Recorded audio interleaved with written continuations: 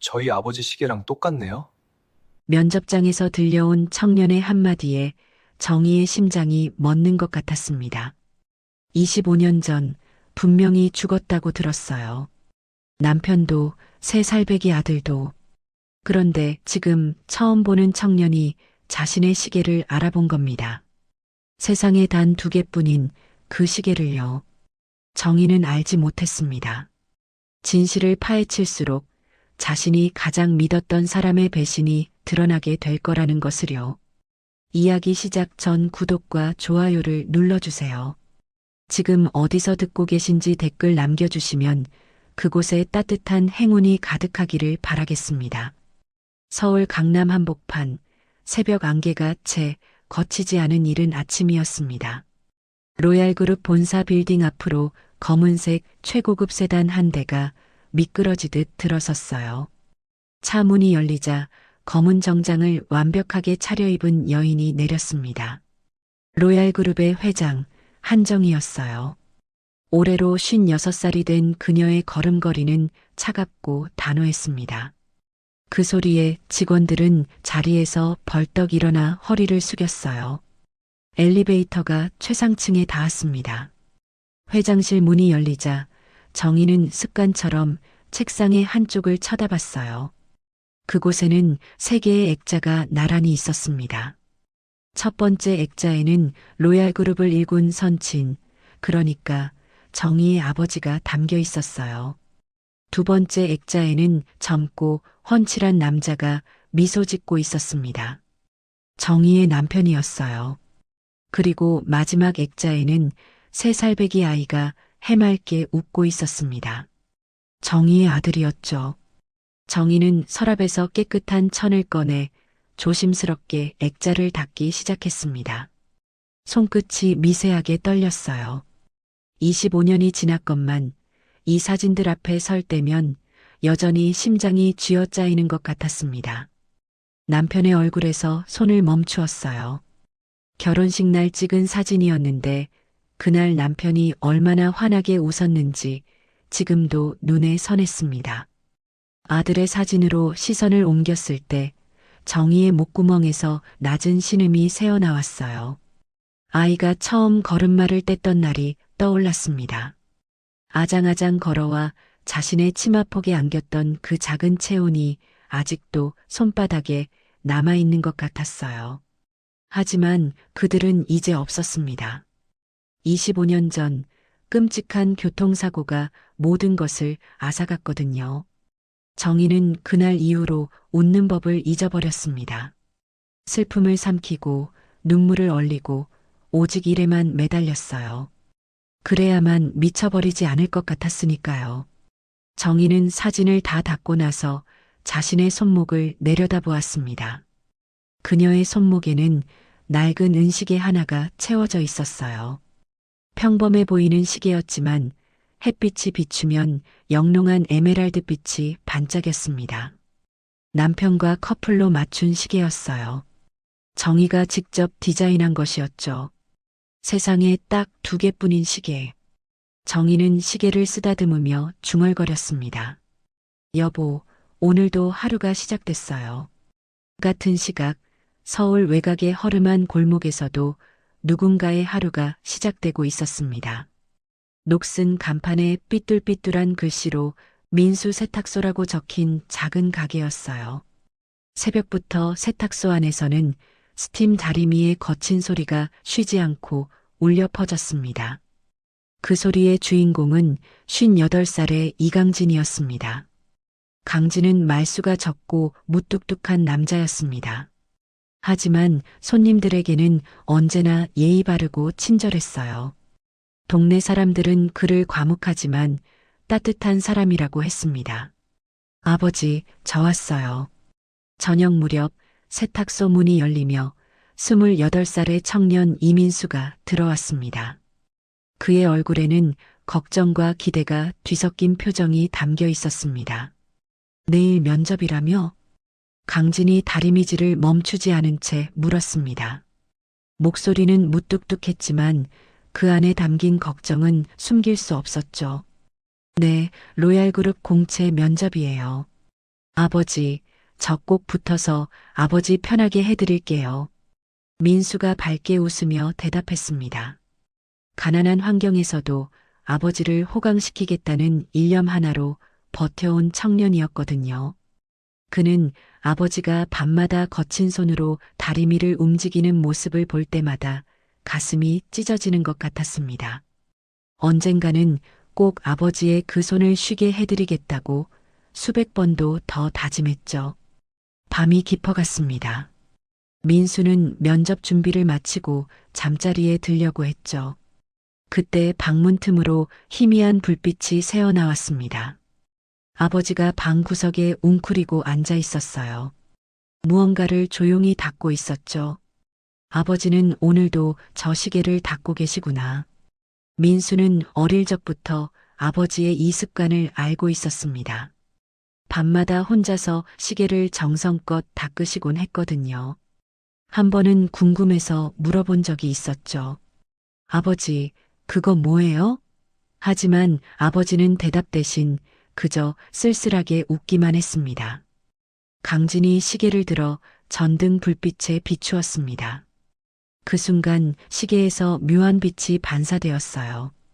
에메랄드빛 같기도 하고 바다의 깊은 물결 같기도 한 신비로운 빛이었죠.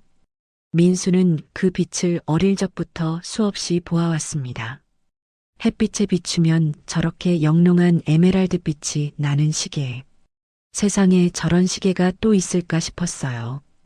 강진은 시계를 한참 동안 바라보다가 다시 헝겊에 싸서 괴짝 안에 넣었습니다. 그의 눈빛은 텅 빈 것 같으면서도 어딘가 아득한 곳을 향하고 있는 것 같았죠. 다음 날 아침이 밝았습니다. 면접을 앞둔 민수는 일찍 일어나 양복을 차려입었죠. 낡았지만 깨끗하게 다려진 양복이었습니다. 아버지가 며칠 전부터 틈틈이 손질해 두신 거였어요. 이리 와봐. 강진이 아들을 불렀습니다. 민수가 다가가자 강진은 아들의 옷매무새를 꼼꼼히 살피기 시작했죠. 무심한 듯 투박한 손길이었지만 그 안에 담긴 부성에는 숨길 수 없었어요. 아버지, 저 다녀올게요. 꼭 합격해서 올게요. 민수가 밝게 웃으며 인사했습니다. 강진은 고개를 끄덕이며 아들의 등을 한번 두드려 주었죠. 그게 전부였습니다. 하지만 민수는 알고 있었어요. 아버지의 그 한 번의 토닥임에 세상의 모든 응원이 담겨 있다는 것을요. 로얄그룹 본사 앞에 도착한 민수는 입이 딱 벌어졌습니다. 50층짜리 거대한 건물이 하늘을 찌를 듯 솟아 있었거든요. 화려한 유리 외벽에 태양이 반사되어 눈이 부셨습니다. 면접 대기실로 들어서자 팽팽한 긴장감이 공기 중에 감돌았습니다. 말끔한 정장을 입은 지원자들이 수십 명이나 앉아 있었죠. 다들 명문대 출신의 화려한 스펙을 자랑하는 사람들이었습니다. 민수는 구석 자리에 앉았습니다. 가난한 세탁소 집 아들이 여기 있어도 되나 싶은 생각이 들었죠. 하지만 그는 마음을 다잡았습니다. 아버지의 거친 손, 밤마다 다리미질하시던 그 뒷모습을 떠올리며요. 면접장 안에서는 날카로운 눈빛의 면접관들이 지원자들을 심사하고 있었습니다. 그 중앙에는 한정희 회장이 앉아 있었죠. 그녀는 지원자들의 이력서를 훑어보며 차가운 눈빛으로 응시하고 있었습니다. 누가 봐도 호락호락하지 않은 분위기였어요. 다음 지원자, 이민수. 문이 열리고 민수가 들어왔습니다. 정희가 고개를 들어 지원자를 바라보았어요. 그 순간 묘한 일이 벌어졌습니다. 정희의 심장이 이유 없이 쿵 하고 내려앉은 겁니다. 분명 처음 보는 얼굴인데 왜 이렇게 가슴이 두근거리는 걸까요? 정희는 당혹스러웠습니다. 지원자의 얼굴을 다시 한번 살폈어요. 분명히 낯선 얼굴이었어요. 그런데 왜 자꾸 눈이 가는 걸까요? 왜 가슴 한구석이 아릿하게 저려오는 걸까요? 정희는 고개를 저으며 이상한 감정을 털어냈습니다. 피곤해서 그런 거라고 그렇게 스스로를 다독였어요. 민수가 면접관들 앞에 섰습니다. 눈빛은 당당했고 자세는 반듯했습니다. 하지만 그때 면접관석 한쪽에 앉아있던 남자가 비웃는 듯한 콧소리를 냈습니다. 로얄그룹의 부회장이자 정희의 동생 한태석이었어요. 세탁소 집 아들이라. 태석이 팔짱을 끼며 입을 열었어요. 그래서 저희 회사에 입사하면 무엇을 할 수 있습니까?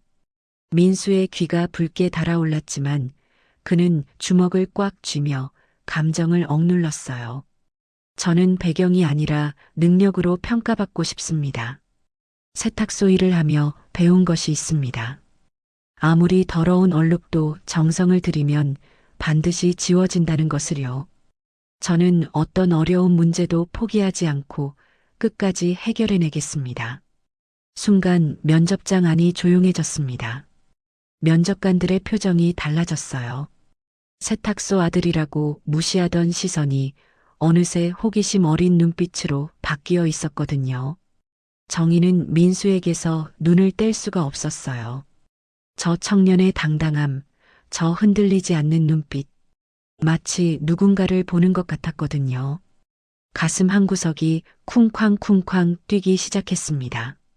정희가 질문을 하기 위해 손을 테이블 위로 올렸습니다. 바로 그 순간이었어요. 그녀의 소매가 살짝 걷히며 손목에 찬 은시계가 면접장 조명 아래로 드러났습니다. 민수의 시선이 정희의 손목에 고정되어 버렸습니다. 그의 얼굴에서 핏기가 빠져나갔어요. 정희가 미간을 찌푸렸습니다. 지원자가 갑자기 말을 멈추고 자신의 손목만 뚫어지게 쳐다보고 있었으니까요. 이봐요. 뭘 그렇게 멍하니 보고 있어요? 태석이 짜증 섞인 목소리로 말했습니다. 민수는 그 소리에도 반응하지 못했어요. 정희의 손목에서 눈을 뗄 수가 없었습니다. 입술이 파르르 떨렸어요. 그리고 자신도 모르게 입이 열렸습니다. 그 시계. 민수의 목소리가 면접장에 울렸어요. 모든 면접관의 시선이 그에게 쏠렸습니다. 저희 아빠 거랑 똑같네요? 면접장 안이 술렁거렸습니다. 뭐라고? 회장님, 시계가 뭐 어떻다고? 수군거림이 파도처럼 퍼져나갔습니다. 지금 뭐라고 했어요? 태석이 벌떡 일어났습니다. 그의 얼굴이 불그락푸르락해졌어요. 지금 이게 무슨 태도입니까? 여기가 어딘 줄 알고 그런 소리를 해요? 면접이 장난이에요? 태석이 자리에서 일어나 보안팀을 부르려 했습니다. 하지만 정희가 손을 들어 그를 막았어요. 이민수 씨, 비슷한 디자인의 시계는 많습니다. 세상에 똑같은 시계를 찬 사람이 한둘이겠습니까? 정신 차리시고 질문에 답변하세요. 하지만 민수는 물러서지 않았습니다. 아버지가 그토록 소중히 여기던 그 시계, 밤마다 소중하게 닦으시던 그 시계가 눈앞에 있었으니까요. 그냥 넘어갈 수가 없었습니다. 아닙니다, 회장님. 민수가 또렷하게 말했어요. 저희 아빠 시계는 햇빛에 비추면 영롱한 에메랄드 빛이 납니다. 보통 시계에서는 절대 나지 않는 빛이에요. 회장님, 시계도 그렇지 않나요? 면접장에 정적이 흘렀습니다. 민수의 말이 끝나자마자 창문 사이로 햇살이 쏟아져 들어왔어요. 그리고 그 빛이 정희의 손목에 닿았어요. 순간 믿을 수 없는 일이 벌어졌습니다. 정희의 은시계에서 빛이 굴절되더니 영롱한 에메랄드빛 파동이 일렁이기 시작한 겁니다. 마치 깊은 바다에 햇빛이 스며든 것처럼 아련하고 몽환적인 빛이 벽면을 수놓았습니다. 이것 보세요. 민수가 그 빛을 가리키며 말했어요. 저희 아빠 거랑 똑같아요. 이 빛, 저는 어릴 때부터 봐왔어요. 그 순간 정희의 손에서 펜이 떨어졌습니다. 정희의 얼굴이 백지장처럼 하얗게 질렸습니다. 이건 불가능해. 절대 불가능해. 정희의 머릿속이 혼란으로 가득 찼습니다. 저 시계는 자신이 직접 디자인한 것이었어요. 특수 재질의 유리를 사용해서 빛에 반사되면 에메랄드 빛이 나도록 만든 거였죠. 세상에 단 2개뿐인 시계. 정희가 비틀거리며 의자에서 일어났습니다. 그녀는 홀린 듯 민수에게 다가갔습니다. 면접관들이 웅성거렸지만 정희의 귀에는 아무 소리도 들리지 않았어요. 당신 아버지가 그 시계를 갖고 있다고요? 정희의 목소리가 갈라졌습니다. 아버지 이름이 어떻게 되죠? 민수는 의아한 표정으로 대답했습니다. 아버지 성함은 이강진입니다. 이강진. 그 3글자가 정희의 귀를 파고드는 순간 세상이 멈춰버린 것 같았습니다. 이강진이라고요? 그건 25년 전 세상을 떠난 남편의 이름이었거든요. 불에 타서 형체도 알아볼 수 없게 죽었다던 그 사람의 이름이요. 정희의 눈앞이 캄캄해졌습니다. 다리가 후들후들 떨려왔어요. 숨이 막혔습니다. 25년 동안 매일 밤 꿈에서 불러본 그 이름, 아침마다 사진을 닦으며 속삭이던 그 이름이 살아있는 사람의 입에서 흘러나왔으니까요. 태석의 얼굴이 흙빛으로 변했습니다. 지금 면접장에서 뭐 하는 겁니까? 태석이 벌떡 일어나 민수의 팔을 거칠게 잡아당겼습니다. 당장 나가요. 보안팀, 이 사람 당장 끌어내. 태석의 손짓에 보안 요원들이 민수에게 다가왔습니다. 민수는 영문을 알 수 없다는 표정으로 뒤로 물러섰어요. 도대체 무슨 일이 벌어지고 있는 건지 이해할 수 없었습니다. 잠깐만요. 민수가 소리쳤지만 보안 요원들은 아랑곳하지 않았습니다. 민수의 팔을 잡고 면접장 밖으로 끌어냈어요. 민수가 끌려나가자 면접장에는 정희와 태석, 그리고 당황한 면접관들만 남았습니다. 면접관들이 웅성거리기 시작했어요. 회장님, 괜찮으십니까? 누군가 조심스럽게 물었습니다. 하지만 정희는 대답하지 않았어요. 그녀는 테이블 위에 놓인 민수의 이력서를 집어들었습니다. 이력서에 적힌 주소를 확인했습니다. 민수 세탁소. 서울 외곽의 낡은 주소가 적혀 있었어요. 면접 중단해요. 정희의 목소리가 갈라졌어요. 다 나가요. 모두 나가. 정희가 비명처럼 외쳤습니다. 면접관들이 황급히 자리에서 일어나 밖으로 나갔어요.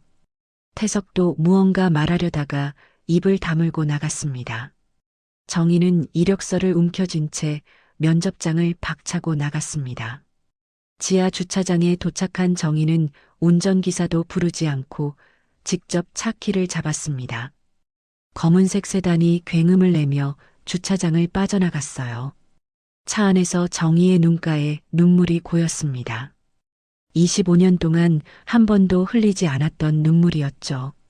철의 여제라 불리던 그녀가 처음으로 무너지고 있었습니다. 강진 씨. 정희는 운전대를 꽉 쥐며 중얼거렸습니다. 살아있는 거야? 정말 살아있는 거야? 정희의 머릿속에는 오직 한 가지 생각뿐이었어요. 민수 세탁소, 이강진, 에메랄드빛 시계. 3단어가 머릿속에서 뱅글뱅글 돌았습니다. 25년 전의 기억이 파도처럼 밀려왔어요. 그날도 비가 내렸습니다. 장맛비가 억수같이 쏟아지던 여름밤이었어요. 정희는 집에서 남편과 아들을 기다리고 있었습니다. 남편이 3살배기 아들 민수를 데리고 외출을 나갔다가 돌아오던 길이었습니다. 저녁을 차려놓고 기다렸어요. 8시가 지나고 9시가 지나고 10시가 넘도록 남편은 돌아오지 않았습니다. 불안한 마음에 전화를 걸었지만 받지 않았어요. 그때 현관문이 열렸습니다. 들어온 것은 남편이 아니었어요. 동생 태석이었습니다. 태석의 얼굴은 창백했고 옷은 비에 흠뻑 젖어 있었어요. 누나, 큰일 났어. 태석의 목소리가 떨렸습니다. 정희는 그 순간 다리에 힘이 풀렸어요. 매영이 사고를 당했어. 차가 빗길에 미끄러져서 낭떠러지로 굴러떨어졌대. 정의의 세계가 무너져 내렸습니다. 비명을 질렀어요. 아니라고, 거짓말이라고 소리쳤습니다. 하지만 태석은 고개를 저었어요. 내가 직접 현장에 가서 확인했어. 차는 완전히 불에 탔고 시신은 형체를 알아볼 수 없었어. 민수도 함께였어. 정희는 그 자리에서 정신을 잃었습니다. 깨어났을 때는 병원이었어요. 며칠 동안 아무것도 먹지 못했습니다. 울다 지쳐 잠들고 잠에서 깨면 다시 울었어요. 남편과 아들의 장례는 태석이 치렀습니다. 그 후로 정희는 죽은 사람처럼 살았습니다. 웃음을 잊었어요. 오직 일에만 매달렸어요. 그래야만 미쳐버리지 않을 것 같았으니까요. 죽었다고 했잖아. 정희가 중얼거렸습니다. 핸들을 쥔 손에 힘이 더 들어갔어요. 분명히 시신도 확인했다고 했어. 태석이가 직접 확인했는데 정희의 목소리가 점점 높아졌습니다. 25년 동안 믿어왔던 사실이 흔들리고 있었어요. 만약에 태석이가 거짓말을 한 거라면요? 남편이 정말로 살아있다면요? 아니야, 그럴 리 없어. 정희는 고개를 세차게 저었습니다. 하지만 마음 한구석에서는 다른 목소리가 들려왔어요. 그런데 그 시계는 어떻게 설명할 거야? 세상에 단 2개뿐인 시계잖아. 내가 직접 디자인한 시계잖아. 면접장에서 본 그 청년의 얼굴이 자꾸만 눈앞에 아른거렸습니다. 짙고 뚜렷한 눈썹, 고집스러워 보이는 오뚝 코, 웃을 때 눈꼬리가 살짝 휘어지는 그 눈매. 남편의 젊은 시절과 너무나 닮아 있었거든요. 정희의 휴대폰이 미친 듯이 진동했습니다. 화면을 보니 태석이었어요. 벌써 5번째 전화였죠. 정희는 손을 뻗어 휴대폰 전원을 꺼버렸습니다. 지금은 동생의 목소리를 듣고 싶지 않았거든요. 정희의 심장이 터질 듯이 뛰고 있었습니다.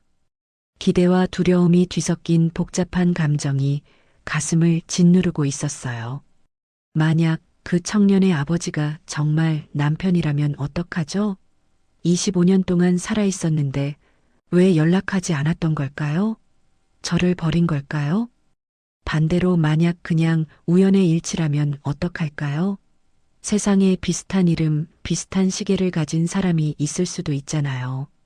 그렇다면 지금 이 흥분은 그저 헛된 희망일 뿐일 겁니다. 또다시 가슴에 칼을 꽂는 것과 다름없겠죠. 정희는 차를 세우고 싶었습니다. 그냥 돌아가고 싶었어요. 확인하지 않으면 희망이라도 남아있을 테니까요. 하지만 발은 엑셀러레이터에서 떨어지지 않았습니다. 25년 동안 품어왔던 그리움이 정희를 앞으로 밀어붙이고 있었거든요. 마침내 낡고 빛바랜 간판이 시야에 들어왔습니다. 민수 세탁소. 페인트가 벗겨지고 간판 불빛은 꺼진 지 오래된 모습이었죠. 정희는 세탁소 앞 골목에 차를 세웠습니다. 정희는 세탁소 입구를 한참 동안 바라보았습니다. 유리창 너머로 스팀이 뿜어져 나오고 있었어요. 그 희뿌연 김 사이로 누군가의 실루엣이 어른거렸죠. 정희의 숨이 멎었습니다. 정희는 두 손으로 얼굴을 감쌌습니다. 뜨거운 눈물이 손가락 사이로 흘러내렸죠. 여보, 정말 당신이야? 갈라진 목소리가 차 안에서 새어나왔습니다. 아무도 대답해주지 않았죠. 한참의 시간이 흘렀습니다. 정희는 거친 숨을 몰아쉬며 마음을 다잡았어요. 이대로 돌아갈 수는 없었습니다. 설령 헛된 희망이라 해도 직접 확인해야 했습니다. 스팀 사이로 한 남자가 묵묵히 다리미질을 하고 있었죠. 등만 보였지만 정희의 심장이 미친 듯이 뛰기 시작했습니다. 정희가 떨리는 손으로 문을 열고 안으로 들어섰습니다. 습하고 따뜻한 공기가 그녀의 차가운 몸을 감쌌습니다. 세탁소 특유의 세제 냄새와 스팀 냄새가 코끝을 찔렀어요. 잠시만요. 이것만 다리고요. 낮은 목소리가 들려왔습니다. 남자는 고개를 숙인 채 다리미질을 계속하고 있었죠. 손님인 줄 알았던 겁니다. 정희는 그 목소리를 듣는 순간 온몸에 전율이 흘렀습니다. 25년이라는 세월이 흘렀지만 잊을 수 없는 목소리였거든요. 매일 아침 자신을 깨워주던 목소리, 매일 밤 사랑한다고 속삭이던 목소리, 아이를 안고 자장가를 불러주던 그 목소리였습니다. 정희의 입술이 파르르 떨렸어요. 정희는 떨리는 목소리로 겨우 한마디를 내뱉었습니다. 강진 씨? 남자의 손이 멈췄습니다. 다리미가 천 위에 멈춰 섰어요. 잠시 정적이 흘렀습니다. 그리고 남자가 천천히 고개를 들었어요. 정희는 숨을 삼켰습니다. 눈앞에 남자의 얼굴이 있었어요. 25년의 세월이 그 얼굴 위에 깊은 주름을 새겨놓았습니다. 한때 윤기 흐르던 검은 머리카락에는 흰 서리가 내려앉았어요. 하지만 틀림없었습니다. 눈매도, 코도, 입술 모양도 세월이 아무리 흘러도 바뀌지 않는 것들이 있었어요. 정희의 남편이었습니다. 강진 씨, 정희가 비명처럼 외쳤습니다. 다리에 힘이 풀려 그 자리에 주저앉을 뻔했어요. 세탁소 문틀을 붙잡고 겨우 버텼습니다. 하지만 남자의 반응은 정희가 예상한 것과 달랐어요. 그는 정희를 물끄러미 바라보았습니다. 눈빛에는 아무런 동요가 없었어요. 마치 처음 보는 사람을 대하듯 담담한 표정이었습니다. 정희는 그 눈빛을 보고 가슴이 철렁 내려앉았어요. 무언가 잘못되었다는 것을 직감했습니다. 남편의 눈에서 자신을 향한 그리움이나 반가움을 찾을 수 없었거든요. 그저 낯선 손님을 바라보는 눈빛일 뿐이었어요. 손님이십니까? 남자의 목소리는 정중했지만 차가웠습니다. 거기에는 25년 전 매일 아침 자신을 깨워주던 따스함이 없었어요. 정희의 눈에서 눈물이 뚝뚝 떨어졌습니다. 정희는 홀린 사람처럼 남자에게 다가갔습니다. 세상을 다 얻은 듯 환하게 웃던 남편의 얼굴 위에 깊게 패인 주름이 보였어요. 거칠어진 손마디, 굳은 살이 박힌 손바닥, 세월의 무게를 온몸으로 견뎌낸 흔적들이 정희의 가슴을 쥐어뜯었습니다. 그 순간 그녀의 시선이 남자의 손목에 꽂혔어요. 낡은 은시계가 거친 손목에 감겨 있었거든요. 정희의 심장이 멈추는 것 같았습니다. 정희는 남자의 손목을 낚아챘습니다. 남자가 당황하며 손을 빼려 했지만 정희는 놓지 않았어요. 그녀는 미친 사람처럼 시계를 들여다보았습니다. 시계 안쪽 뒷면에 무언가 새겨져 있었죠. JH.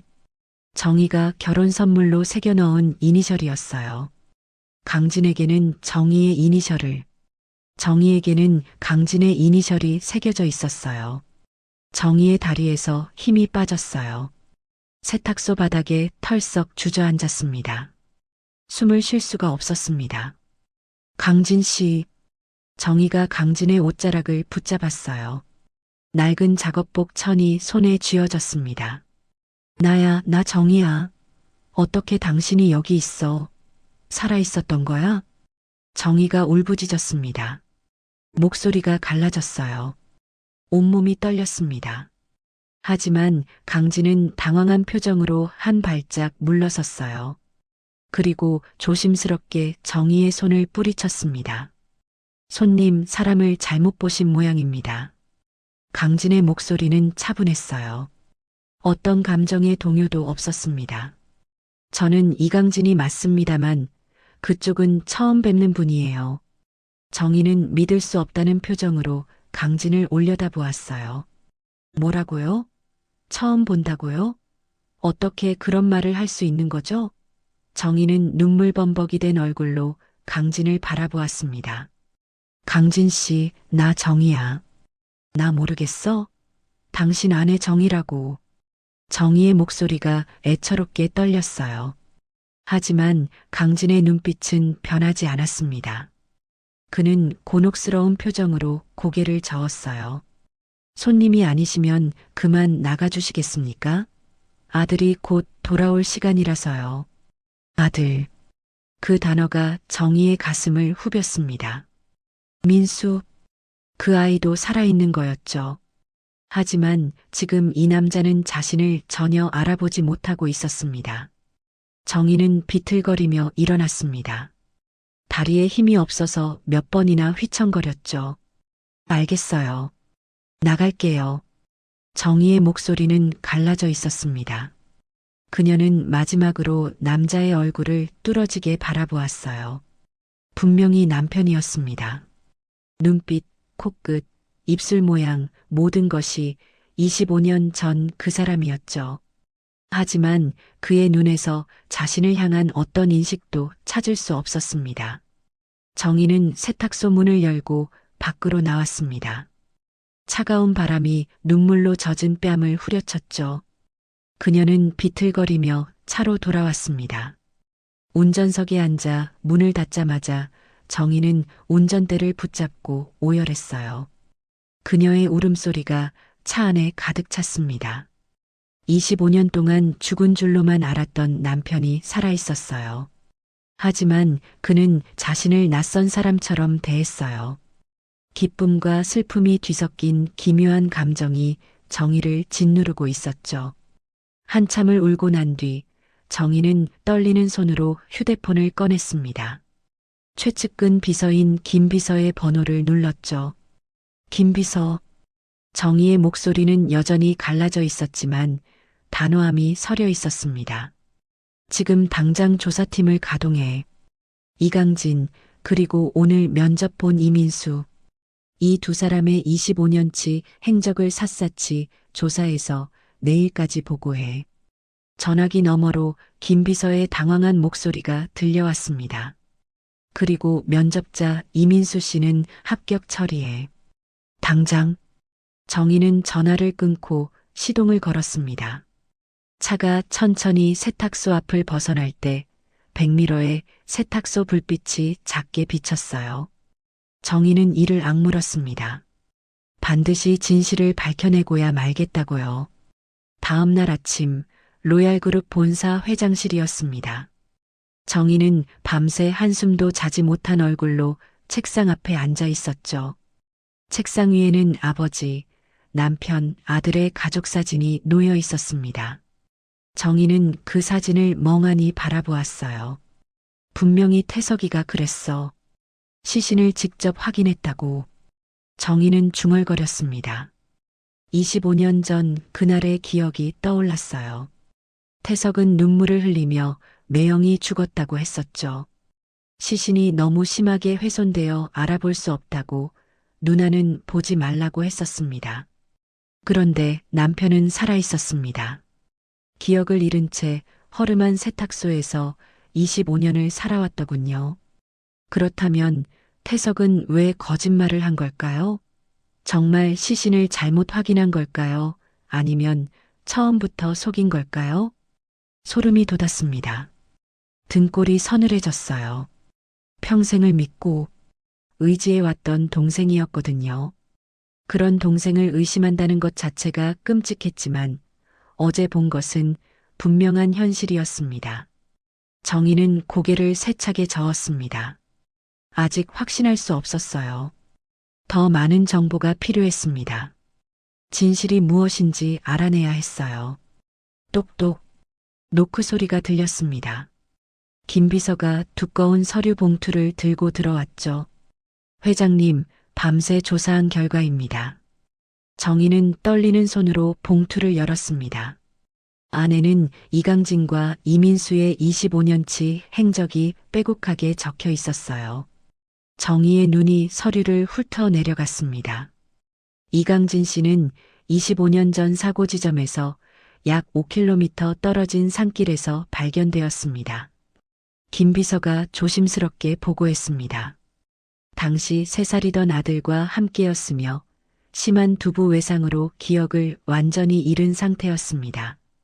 지역 병원에서 치료를 받은 뒤 신원을 확인할 수 없어 그대로 그 지역에 정착했고 세탁소를 운영하며 아들을 키워왔습니다.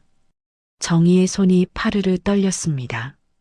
그렇다면 남편은 사고 직후 기억을 잃고 헤매다가 발견된 거였군요. 25년 동안 자신이 누구인지도 모른 채 살아왔던 겁니다. 실종 신고 기록은요? 정희가 물었습니다. 김 비서의 얼굴이 어두워졌죠. 이상한 점이 있습니다. 당시 로얄그룹 측에서 실종 신고를 한 기록이 없습니다. 사망 신고만 접수되어 있었습니다. 정희의 눈이 번쩍 뜨였습니다. 뭐라고요? 실종 신고가 없었다고요? 그때 모든 수습을 태석이 맡았었죠. 장례 절차도 관청 신고도 모두 동생이 처리했었습니다. 정희의 머릿속에서 퍼즐 조각들이 맞춰지기 시작했습니다. 김 비서, 정희의 목소리가 서늘하게 변했습니다. 25년 전 사고 당시 검시관과 경찰들을 조용히 다시 조사해. 그리고 이 모든 일은 절대로 부회장 측이 눈치채지 못하게 해. 김 비서가 고개를 숙였습니다. 알겠습니다, 회장님. 김 비서가 나가자 정희는 아버지의 사진을 바라보았습니다. 로얄그룹을 일군 선친, 정희가 가장 존경했던 분이었어요. 아빠, 정희가 떨리는 목소리로 말했습니다. 강진 씨와 민수가 살아있었어요. 25년 동안 죽은 줄 알았는데 살아있었어요. 정희의 눈에서 눈물이 흘러내렸어요. 태석이가 저를 속였어요. 왜 그랬는지는 아직 모르겠지만 분명히 뭔가 있어요.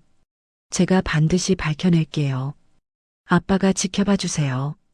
퇴근 시간이 되었습니다. 하지만 정희는 집으로 가지 않았어요. 차를 몰아 다시 그 골목으로 향했습니다.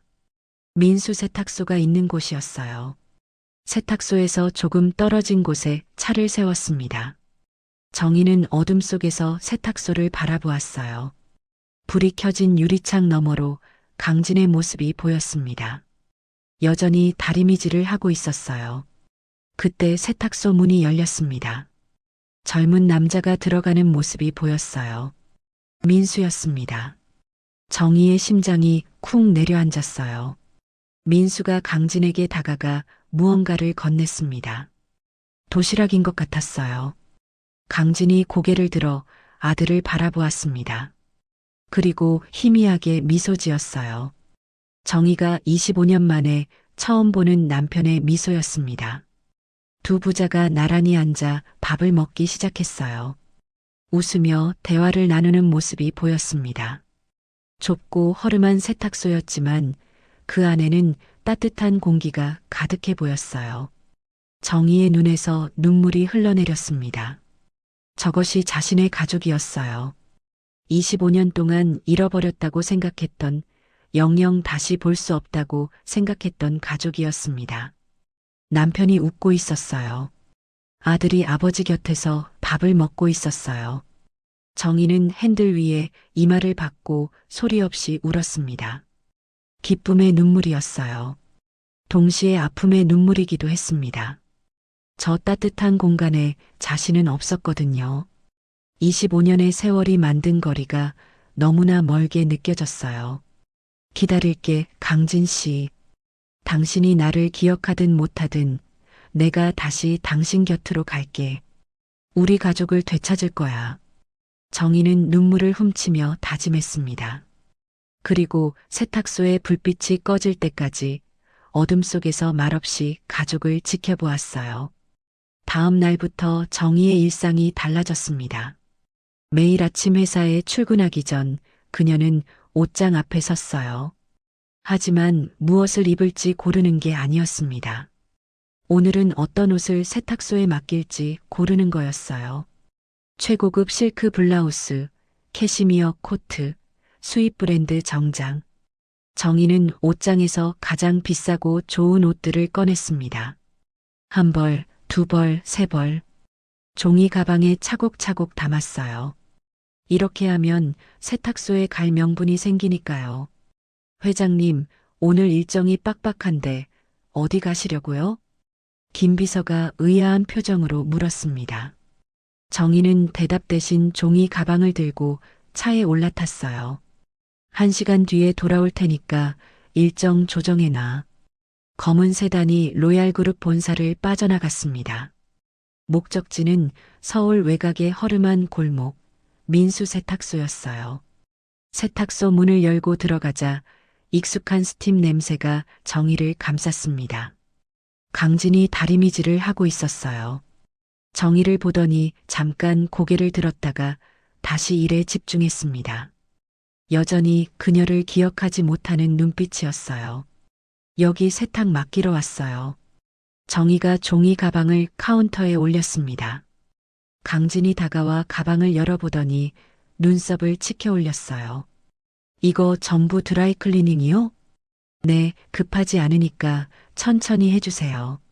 정희는 그렇게 말하고 세탁소 구석에 있는 낡은 의자에 앉았습니다. 강진이 의아한 표정을 지었어요. 손님, 옷 맡기셨으면 가셔도 되는데요. 기다릴게요. 여기 앉아 있어도 되죠? 강진은 어리둥절한 표정으로 정희를 바라보았습니다. 하지만 손님이 기다리겠다는데 내쫓을 수도 없었어요. 그는 고개를 끄덕이고 다시 일에 집중했습니다. 정희는 그 자리에 앉아 강진의 뒷모습을 바라보았어요. 굽은 어깨, 묵묵히 움직이는 손, 땀을 훔치는 모습. 25년 전과 많이 달라졌지만 분명히 자신이 사랑했던 사람이었습니다. 강진 씨, 나야. 왜 기억 못하는 거야? 정희의 가슴이 저렸어요.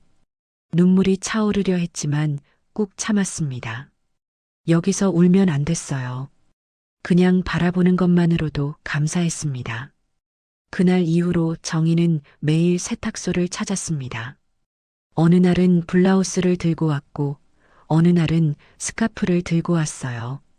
심지어 한 번 맡겼던 옷을 다시 가져와 또 맡기기도 했습니다. 세탁소 구석 의자는 어느새 정희의 지정석이 되었어요. 강진은 처음에는 부담스러워했습니다. 이 화려한 여자가 왜 자꾸 오는 건지 이해할 수 없었거든요. 하지만 정희는 아무것도 요구하지 않았어요. 그저 구석에 앉아 조용히 그를 바라볼 뿐이었습니다. 가끔씩 캔커피를 사와서 카운터에 슬쩍 올려놓기도 했어요. 이거 뭐예요? 강진이 캔커피를 보며 물었습니다. 날이 더운데 시원한 거 드세요. 일하시느라 힘드실 테니까. 정희가 미소 지으며 대답했어요. 강진은 멋쩍은 표정으로 캔커피를 받았습니다. 그런데 이상했어요. 이 낯선 여자의 눈빛이 묘하게 익숙했습니다. 어디서 본 것 같기도 하고 아닌 것 같기도 하고. 강진은 고개를 저으며 다시 일에 집중했어요. 그날 저녁이었습니다. 민수가 퇴근하고 세탁소에 들어왔어요. 그런데 문을 열자마자 낯익은 뒷모습이 눈에 들어왔습니다. 구석 의자에 앉아 있는 여자. 화려한 정장을 입은 그 여자는 분명히 면접장에서 봤던 사람이었어요. 회장님? 민수가 놀라서 소리쳤습니다. 정희가 고개를 돌렸어요. 민수와 눈이 마주쳤습니다. 그 순간 정희의 심장이 멎는 것 같았어요. 아들이었습니다. 25년 전 새 살배기 아기였던 아이가 이렇게 훌쩍 자라서 눈앞에 서 있었어요. 정희는 자리에서 벌떡 일어났습니다. 아들을 안고 싶었어요. 뛰어가서 꼭 껴안고 싶었습니다. 25년 동안 얼마나 보고 싶었는지, 얼마나 그리웠는지 말하고 싶었어요. 하지만 정희는 간신히 감정을 억눌렀습니다. 지금은 안 됐어요. 아직은 아무것도 밝힐 때가 아니었습니다. 정희는 입꼬리를 억지로 올리며 말했어요.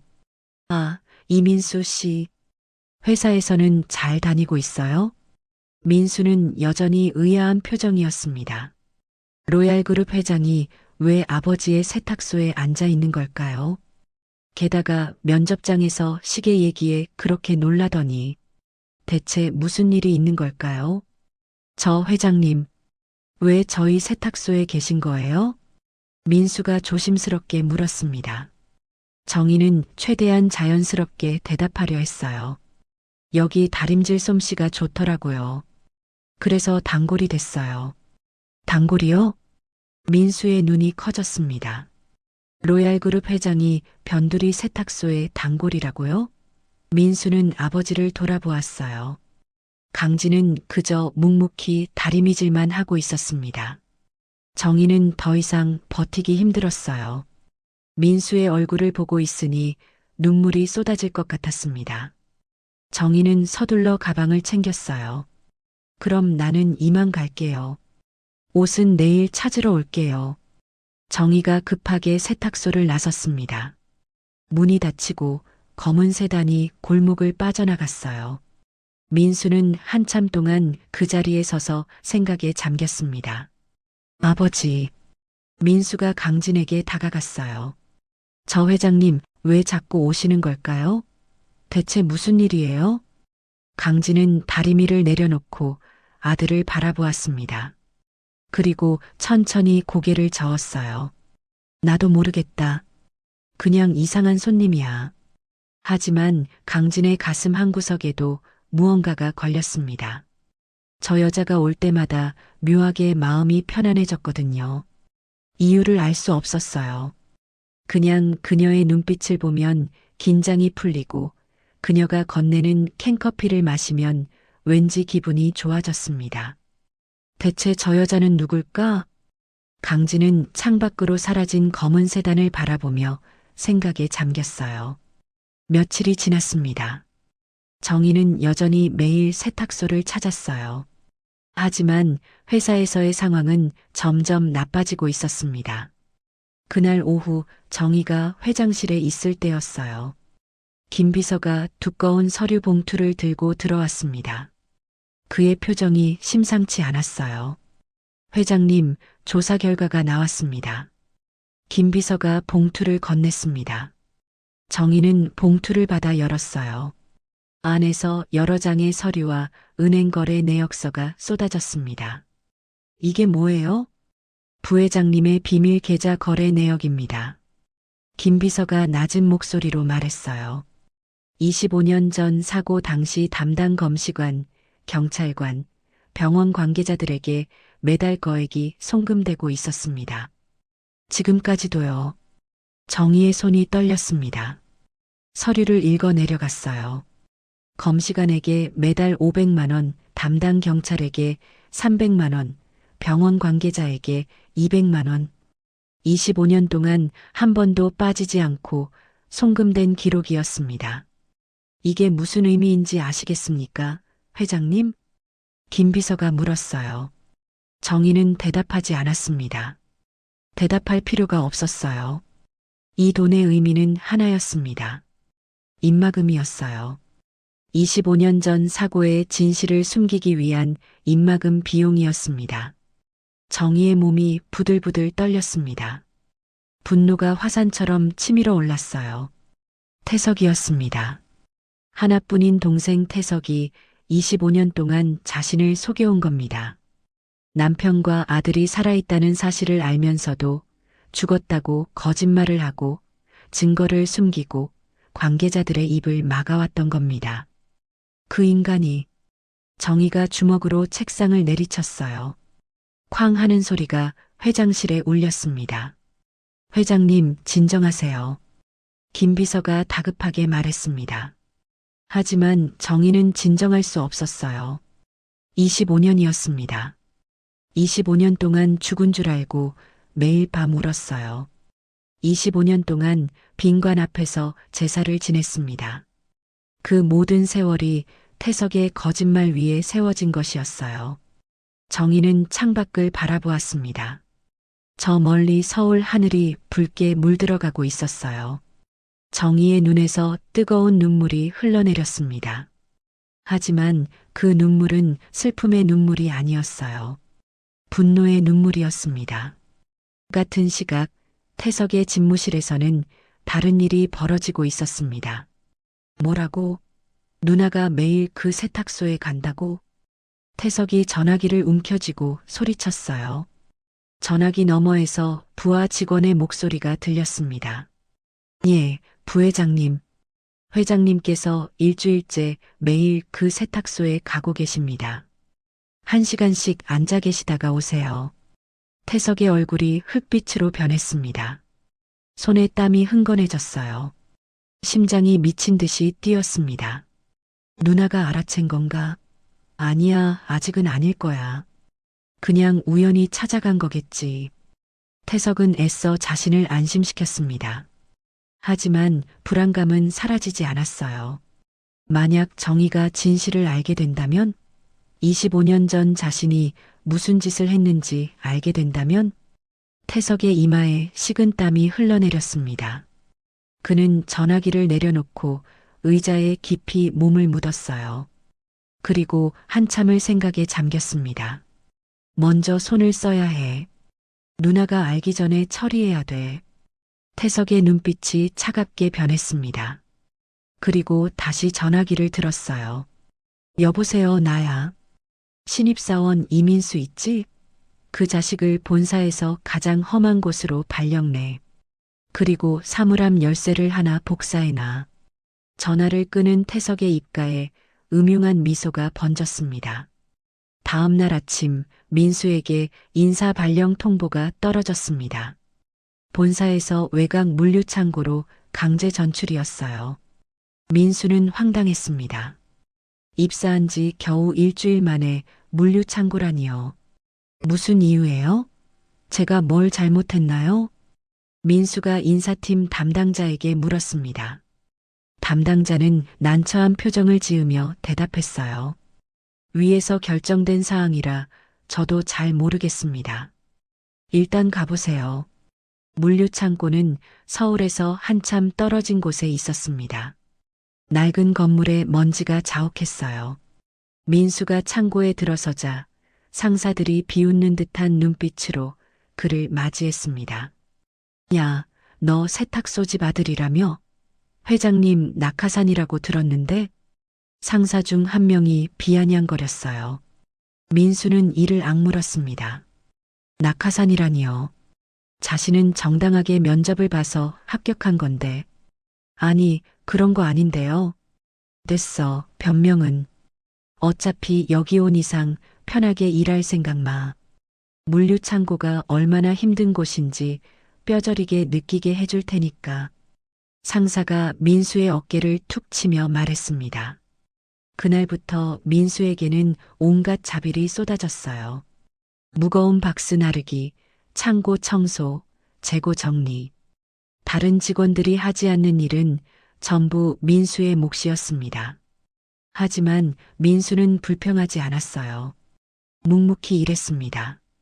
아버지가 세탁소에서 묵묵히 일하던 모습을 떠올리며 버텼어요. 아버지는 평생 이렇게 힘들게 일하셨어. 나도 할 수 있어. 민수는 이를 악물고 박스를 들어 올렸습니다. 허리가 끊어질 것 같았지만 참았어요. 손에 물집이 잡혀도 참았습니다. 쓰러지지 않았어요. 그런 민수의 모습을 지켜보는 사람이 있었습니다. 김비서였어요. 정의의 지시로 민수를 몰래 감시하고 있었습니다. 회장님, 이민수 씨가 물류창고로 발령났습니다. 부회장님 지시라고 합니다. 김비서의 보고를 들은 정의의 얼굴이 굳어졌어요. 태석이 벌써 움직이기 시작한 겁니다. 민수는 어때? 힘들어하지만 불평 없이 열심히 일하고 있습니다. 다른 직원들이 기피하는 일도 묵묵히 해내고 있어요. 정의의 눈에 눈물이 고였습니다. 아들이었어요. 자신의 아들이 저렇게 고생하고 있었습니다. 당장 달려가서 구해주고 싶었어요. 하지만 지금은 참아야 했습니다. 태석이 무슨 꿍꿍이인지 알아내야 했어요. 계속 지켜봐. 그리고 민수에게 무슨 일이 생기면 즉시 보고해. 알겠습니다, 회장님. 김비서가 나가고 정희는 창밖을 바라보았습니다. 저 멀리 서울 하늘에 먹구름이 몰려오고 있었어요. 폭풍이 다가오고 있었습니다. 그날 저녁 정희는 또 세탁소를 찾았어요. 구석 의자에 앉아 강진의 뒷모습을 바라보았습니다. 강진이 수건으로 이마에 땀을 훔치는 모습이 눈에 들어왔어요. 그 순간 정희의 머릿속에 25년 전 장면이 번개처럼 스쳤습니다. 남편이 장인어른과 낚시를 다녀온 날이었어요. 현관문을 열고 들어온 남편이 이마에 땀을 훔치며 웃었습니다. 똑같았어요. 수건을 접어서 이마를 누르듯 닦는 그 독특한 방식이 똑같았습니다. 정희의 눈에서 눈물이 흘러내렸어요. 기억은 잃어버렸어도 몸에 밴 습관은 남아 있었던 겁니다. 그때 강진이 갑자기 다리미를 놓고 머리를 감싸쥐었어요. 얼굴이 고통스럽게 일그러졌습니다. 괜찮으세요? 정희가 황급히 달려갔어요. 강진은 눈을 질끈 감고 신음을 흘렸습니다. 괜찮아요. 그냥 두통이 좀. 강진이 힘겹게 대답했어요. 하지만 괜찮아 보이지 않았습니다.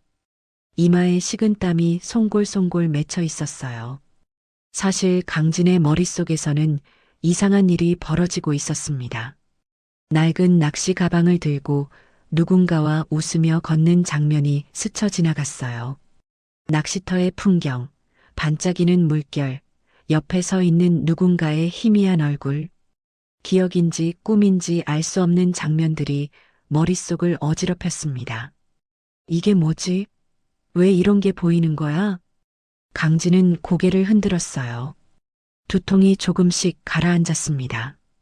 정희가 걱정스러운 눈으로 그를 바라보고 있었어요. 정말 괜찮으세요? 병원에 가보셔야 하는 거 아니에요? 괜찮아요. 가끔 이래요. 금방 나아요. 강진이 억지로 미소 지으며 대답했습니다. 정희는 그 미소를 보며 가슴이 아렸어요. 25년 동안 얼마나 힘들었을까요? 기억도 없이, 가족도 없이, 홀로 아들을 키우며 살아왔을 남편이 너무나 안쓰러웠습니다. 한편 로얄그룹 이사회에서는 이상한 소문이 돌기 시작했습니다. 태석이 이사들 사이에 흘린 말 때문이었어요. 회장님이 요즘 이상하시대. 변두리 세탁소 주인한테 홀려서 매일 거기 가신대. 뭐? 그게 무슨 소리야? 몰라. 나도 자세히는 모르겠는데. 경영에 집중을 못하신다더라. 이사들이 수군거렸습니다. 태석은 그 모습을 보며 속으로 웃었어요. 계획대로 되고 있었습니다. 정의의 이미지를 깎아내리고 이사회의 신뢰를 잃게 만드는 것이 첫 번째 단계였어요. 곧 임시 이사회를 소집해야겠어. 회장 회의만을 준비해야지. 태석이 낮게 중얼거렸습니다. 그의 눈빛이 독사처럼 차갑게 빛났어요. 그 무렵 민수는 물류창고에서 퇴근하고 있었습니다. 온몸이 천근만근이었어요. 허리가 끊어질 것 같았습니다. 하지만 민수는 씩씩하게 걸었어요. 집에 가면 아버지가 기다리고 있으니까요. 그때 회사 복도에서 누군가와 마주쳤습니다. 태석이었어요.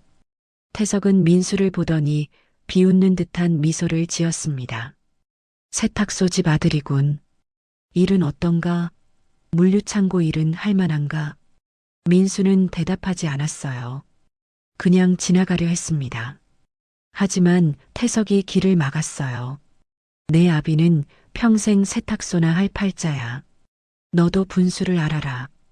어디서 굴러온 놈이 로얄그룹에 기어들어와? 태석의 말에 민수의 주먹이 불끈 쥐어졌습니다. 참았어요. 여기서 싸우면 안 됐습니다. 하지만 아버지를 모욕하는 말은 참을 수 없었어요. 저희 아버지를 모욕하지 마세요. 민수가 또렷하게 말했습니다. 눈빛이 단단했어요. 저는 정당하게 들어왔습니다. 그리고 제 아버지는 세상에서 가장 훌륭한 분이에요. 평생 성실하게 일하셨고 저를 바르게 키워주셨어요. 부끄러울 것 하나 없습니다. 태석의 눈이 커졌습니다. 이 새파란 놈이 감히 자신에게 대들다니. 태석은 이를 악물었어요. 두고 봐라. 내가 얼마나 버티나. 태석이 민수의 어깨를 세게 치고 지나갔습니다. 민수는 그 자리에 서서 태석의 뒷모습을 지켜보았어요. 주먹이 떨렸지만 눈빛은 흔들리지 않았습니다. 저 사람은 왜 저렇게 우리를 미워하는 걸까? 우리랑 무슨 원한이 있는 거지? 민수는 의문을 품은 채 집으로 향했습니다. 그날 밤 정희는 회장실에서 혼자 앉아 있었습니다. 벽에 걸린 아버지의 사진을 바라보며 중얼거렸어요. 아빠, 강진 씨가 기억을 못해요. 저를 몰라봐요. 하지만 괜찮아요. 언젠가는 기억이 돌아오겠죠? 아버지, 저 좀 지켜봐 주세요. 태석이가 무슨 짓을 했는지 제가 반드시 밝혀낼게요. 정희는 눈물을 훔치고 자리에서 일어났습니다. 창밖으로 서울의 야경이 반짝였어요. 하지만 정희의 눈에는 그 불빛들이 들어오지 않았습니다. 오직 남편과 아들 생각뿐이었어요. 조금만 기다려, 강진 씨. 민수야. 엄마가 반드시 우리 가족을 되찾을 거야. 그날 밤은 유난히 고요했습니다. 달빛도 없는 깜깜한 새벽이었어요. 민수 세탁소가 있는 골목에는 인적이 끊겼고 가로등만 희미하게 깜빡이고 있었습니다. 새벽 4시, 검은 옷을 입은 남자 2명이 골목 어귀에 나타났어요. 그들은 주변을 살피며 조심스럽게 세탁소에 다가갔습니다. 손에는 기름통이 들려 있었어요. 태석의 사주를 받은 자들이었습니다. 남자들은 세탁소 주변에 기름을 뿌리기 시작했어요. 벽을 타고 문틈 사이로, 창문 아래로. 인화 물질이 골고루 퍼졌습니다. 그리고 라이터를 꺼냈어요. 찰칵. 작은 불꽃이 피어올랐습니다. 남자가 그 불꽃을 기름 위에 떨어뜨렸어요. 순간 파란 불길이 확 번졌습니다. 불은 눈 깜짝할 사이에 세탁소 전체를 집어삼켰어요. 세탁소 안에서 잠들어 있던 강진은 매캐한 연기 냄새에 눈을 떴습니다. 목이 칼칼했어요. 숨을 쉬기 어려웠습니다. 눈을 비비며 일어나는데 창문 너머로 붉은 빛이 보였어요. 뭐야 이게? 강진이 허겁지겁 문으로 달려갔습니다. 하지만 문을 열자마자 뜨거운 열기가 얼굴을 덮쳤어요. 불이었습니다. 출입구가 이미 불길에 휩싸여 있었어요. 빠져나갈 수가 없었습니다. 불이야, 불이야. 강진이 소리쳤지만 새벽 골목에는 아무도 없었어요. 불길은 점점 거세졌습니다. 연기가 세탁소 안을 가득 채웠습니다. 강진은 수건으로 입을 막고 낮은 자세로 엎드렸어요. 숨을 쉴 수가 없었습니다. 그때 천장의 석가래가 불타며 꺾이기 시작했어요. 우지직 하는 소리와 함께 불타는 나무가 떨어져 내렸습니다. 쾅! 불타는 석가래가 강진의 어깨를 덮쳤어요. 살이 타는 고통이 온몸을 관통했습니다. 강진이 비명을 질렀어요. 그 순간이었습니다. 화염의 열기가, 폭발음이, 타는 냄새가 25년 전 그날의 기억을 깨웠어요. 강진의 머릿속에서 무언가가 깨지는 소리가 들렸습니다. 마치 댐이 무너지듯 봉인되어 있던 기억들이 폭류처럼 쏟아져 나왔어요. 이 느낌, 이 냄새, 이 소리. 알아. 나 이거 알아. 강진의 눈앞에 25년 전의 장면이 펼쳐졌습니다. 빗길을 달리는 차, 운전석에 앉은 자신, 뒷좌석에서 잠든 3살배기 아들. 갑자기 브레이크가 말을 듣지 않았어요. 핸들이 제멋대로 돌아갔습니다. 차가 빗길에 미끄러지며 가드레일을 뚫고 낭떠러지로 굴러떨어졌어요. 폭발, 화염, 비명, 그리고 그 모든 것이 벌어지기 전 차에 무언가를 조작하던 남자의 뒷모습이 보였습니다. 태석이었습니다. 한태석? 강진이 불길 속에서 포효했습니다. 모든 것이 기억났어요. 자신이 누구인지, 정의가 누구인지, 태석이 무슨 짓을 했는지, 25년 동안 잃어버렸던 기억이 한꺼번에 돌아왔습니다. 정희야, 민수야, 강진이 울부짖었어요. 아내의 이름이, 아들의 이름이 절로 입에서 터져 나왔습니다. 자신은 로얄그룹 창업주의 사위였어요. 정희의 남편이었고 민수의 아버지였습니다. 그리고 25년 전 태석에게 살해당할 뻔했던 사람이었어요. 불길이 더욱 거세졌습니다. 천장이 무너져 내리고 있었어요. 강진은 고통을 참으며 일어섰습니다. 어깨에 화상이 끔찍하게 아팠지만 정신을 붙잡았어요. 여기서 죽을 수는 없었습니다. 정의에게 가야 했어요. 진실을 밝혀야 했습니다. 그때 또 하나의 기억이 떠올랐어요. 장인어른과 함께 낚시터를 걷던 날이었습니다. 석양이 물 위로 반짝이고 시원한 바람이 불었어요. 장인어른이 강진의 손을 꼭 잡았습니다. 강진아. 장인어른의 목소리가 귓가에 울렸어요. 태석이의 욕심이 끝이 없구나. 그 녀석이 회사를 노리고 있어. 내 딸 정의를 지킬 사람은 자네뿐이야. 자네가 정의를 지켜줘야 해. 강진은 그때 고개를 끄덕였습니다.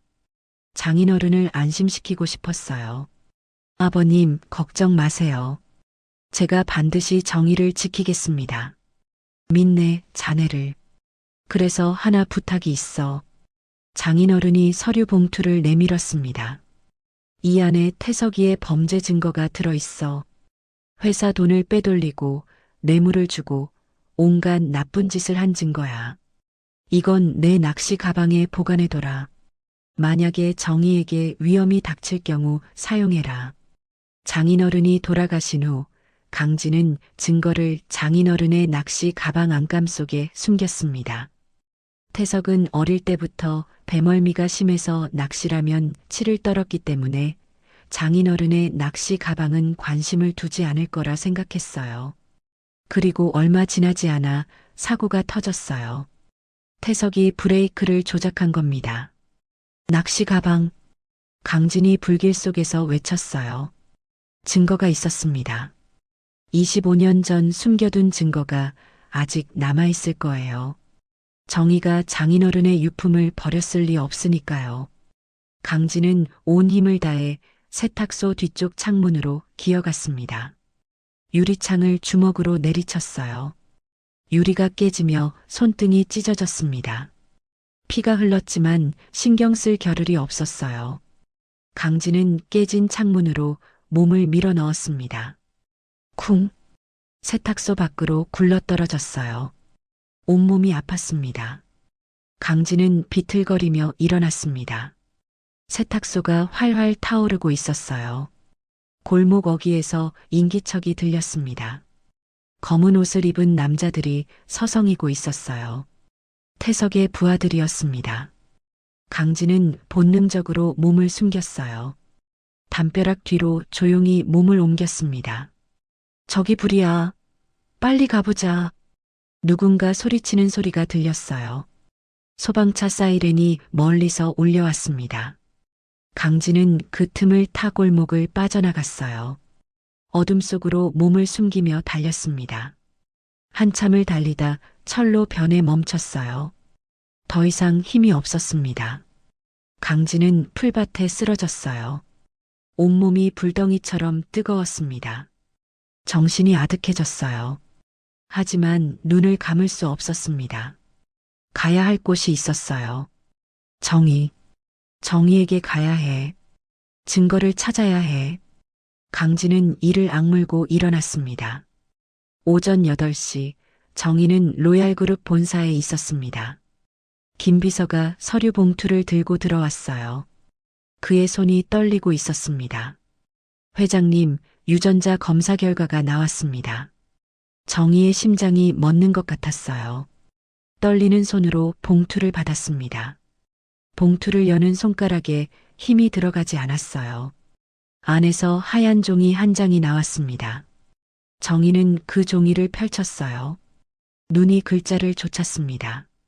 친자 확률 99.99%. 정희의 눈앞이 흐려졌어요. 손에서 종이가 미끄러져 떨어졌습니다. 99.99%. 이민수가 자신의 아들이라는 뜻이었어요. 정희는 책상 앞에 주저앉았어요. 그리고 통곡하기 시작했습니다. 민수야, 민수야. 관 앞에서 울었던 날들이 떠올랐습니다. 아이의 옷을 부여잡고 밤새 울었던 날들이 떠올랐어요. 그 모든 슬픔이 헛것이었습니다. 아들은 살아 있었어요. 바로 그때 김비서의 전화기가 울렸어요. 급하게 전화를 받은 그의 얼굴이 창백해졌습니다. 회장님, 큰일 났습니다. 김비서가 다급하게 말했어요. 민수 세탁소에 불이 났습니다. 완전히 불탔다고 합니다. 정희의 눈이 커졌어요. 얼굴에서 핏기가 싹 가셨습니다. 뭐라고? 정희는 벌떡 일어났어요. 주차장에 도착해 차에 올라타 시동을 걸었습니다. 차가 미친 듯이 달렸습니다. 강진 씨, 제발 무사해야 해. 제발. 정희는 핸들을 움켜쥔 채 기도했어요. 눈물이 쏟아졌습니다. 신호등도 보이지 않았어요. 그저 세탁소에 빨리 도착해야 한다는 생각뿐이었습니다. 세탁소가 있는 골목에 도착했을 때 정희는 차에서 뛰어내렸어요. 그리고 그 자리에 얼어붙었습니다. 세탁소가 없었어요. 아니, 있긴 했습니다. 하지만 까맣게 타버린 잔해만 남아 있었어요. 불은 이미 꺼졌지만 연기가 아직도 피어오르고 있었습니다. 소방관들이 잔불을 정리하고 있었어요. 안 돼. 정희가 비명을 질렀어요. 다리에 힘이 풀려 그 자리에 쓰러졌습니다. 강진 씨, 강진 씨. 정희가 울부짖었어요. 소방관들이 달려와 그녀를 부축했습니다. 보호자분이세요? 안에는 아무도 없었습니다. 화재가 나기 전에 대피한 것 같아요. 소방관의 말이 귀에 들어오지 않았어요. 정희는 까맣게 탄 세탁소 잔해를 바라보며 정신을 잃었습니다. 한참 후 정희가 눈을 떴을 때 병원이었어요. 김 비서가 옆에 서 있었습니다. 회장님, 괜찮으세요? 정희는 벌떡 일어났어요. 강진 씨는? 강진 씨는 어디 있어? 아직 못 찾았습니다. 하지만 세탁소 안에서 시신이 발견되지 않았으니까 살아계실 겁니다. 이민수 씨는 다행히 지방 물류센터에 가 있었고요. 정희는 안도의 한숨을 내쉬었어요. 하지만 동시에 불안감이 밀려왔습니다. 강진이 어디로 갔을까요? 다친 건 아닐까요? 그때 병실 문이 열렸습니다. 태석이 들어왔어요. 그의 얼굴에는 걱정스러운 표정이 가득했습니다. 누나, 괜찮아? 갑자기 쓰러졌다고 들었어. 태석이 정희의 손을 잡았어요. 하지만 정희는 그 손을 뿌리쳤습니다. 태석의 눈이 흔들렸어요. 누나, 나가. 정희가 차갑게 말했어요. 태석을 바라보는 눈빛이 얼음장 같았습니다. 태석은 당황한 표정으로 뒷걸음질 쳤습니다. 뭔가 잘못되었다는 것을 느꼈어요. 누나가 뭔가를 알고 있는 것 같았습니다. 태석이 나가고 정희는 김 비서를 불렀어요. 강진 씨를 찾아. 어디 있든 찾아내. 알겠습니다, 회장님. 그 시각 강진은 정희의 저택에 잠입해 있었습니다. 만신창이가 된 몸을 이끌고 밤새 걸었어요.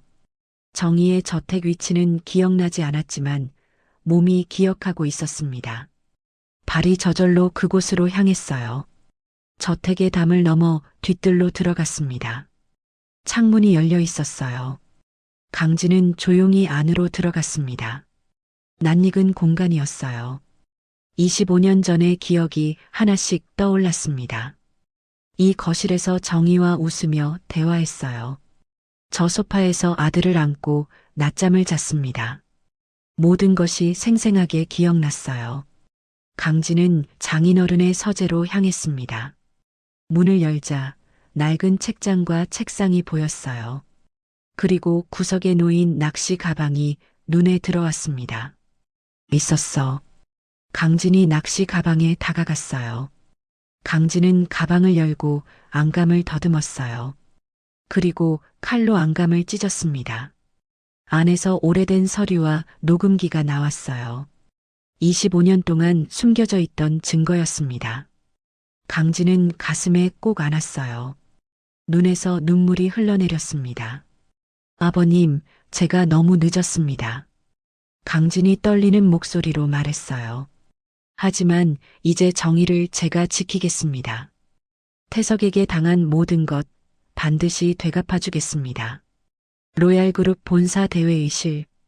둥근 테이블에 이사진들이 빙 둘러 앉아 있었습니다. 테이블 상석에 태석이 앉아 있었습니다. 그의 얼굴에는 의기양양한 미소가 번져 있었어요. 오늘이 바로 그날이었습니다. 25년 동안 기다려온 날. 누나를 끌어내리고 로얄그룹을 완전히 손에 넣는 날이었어요. 지금부터 긴급징계위원회를 시작하겠습니다. 태석이 목소리를 높였어요. 이사들이 술렁였습니다. 그때 회의실 문이 열리며 보안 요원들이 들어왔어요. 그들의 손에 붙잡혀 끌려오는 사람이 있었습니다. 민수였어요. 누우세요. 저 아무것도 안 했어요. 민수가 소리쳤지만 보안 요원들은 아랑곳하지 않았습니다. 그들은 민수를 의자에 앉히고 양팔을 붙잡았어요. 민수의 얼굴에 당혹감과 분노가 뒤섞여 있었습니다.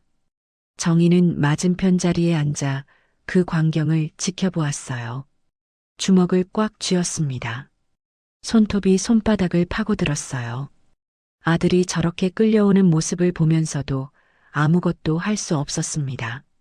아직은 때가 아니었어요. 태석이 리모컨을 들어 스크린을 켰습니다. 화면에 USB 드라이브 사진과 거래 내역서가 떠올랐어요. 여러분, 이것이 바로 증거입니다.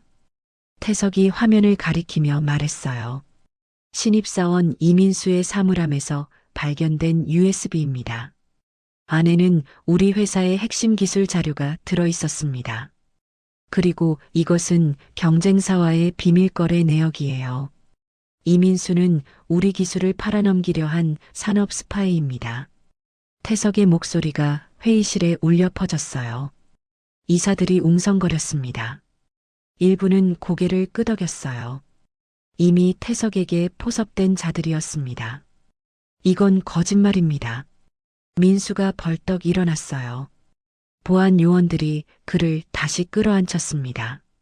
저는 그런 거 한 적 없어요. 누가 제 사물함에 넣어둔 거예요. 이건 함정입니다. 민수가 외쳤지만 아무도 귀 기울이지 않았어요. 태석이 비웃듯 콧소리를 냈습니다. 함정? 증거가 이렇게 명백한데 무슨 함정이야. 세탁소 집 아들이 로얄그룹에서 한몫 챙기려다 걸린 거지. 태석의 말에 이사들 몇몇이 고개를 끄덕였어요.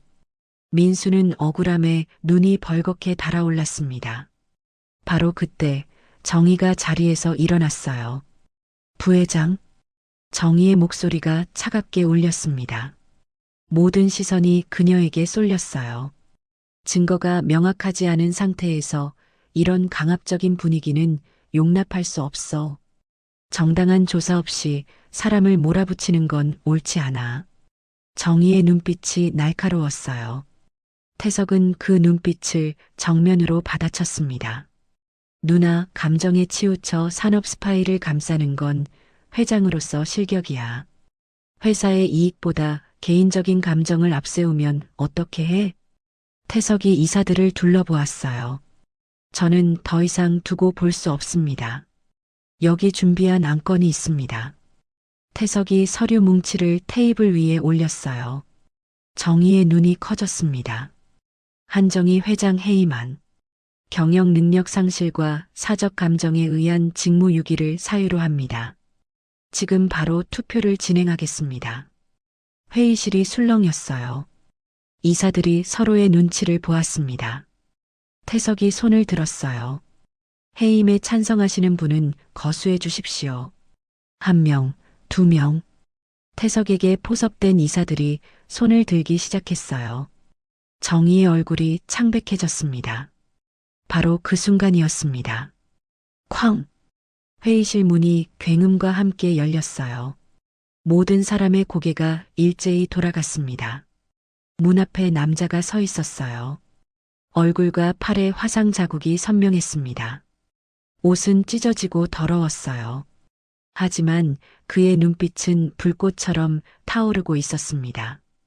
강진이었어요. 그의 한 손에는 낡은 서류 봉투와 녹음기가 꽉 쥐어져 있었습니다. 정의가 숨을 멈추었어요. 눈에서 눈물이 차올랐습니다. 남편이었어요. 태석의 얼굴이 흙빛으로 변했습니다. 입이 벌어졌어요. 믿을 수 없다는 표정이었습니다. 너 어떻게? 태석의 목소리가 떨렸어요. 분명히 세탁소에 불을 질렀는데, 분명히 죽었어야 하는데, 어떻게 살아서 여기까지 온 거지? 보안팀, 당장 저자를 끌어내. 태석이 고함을 질렀어요.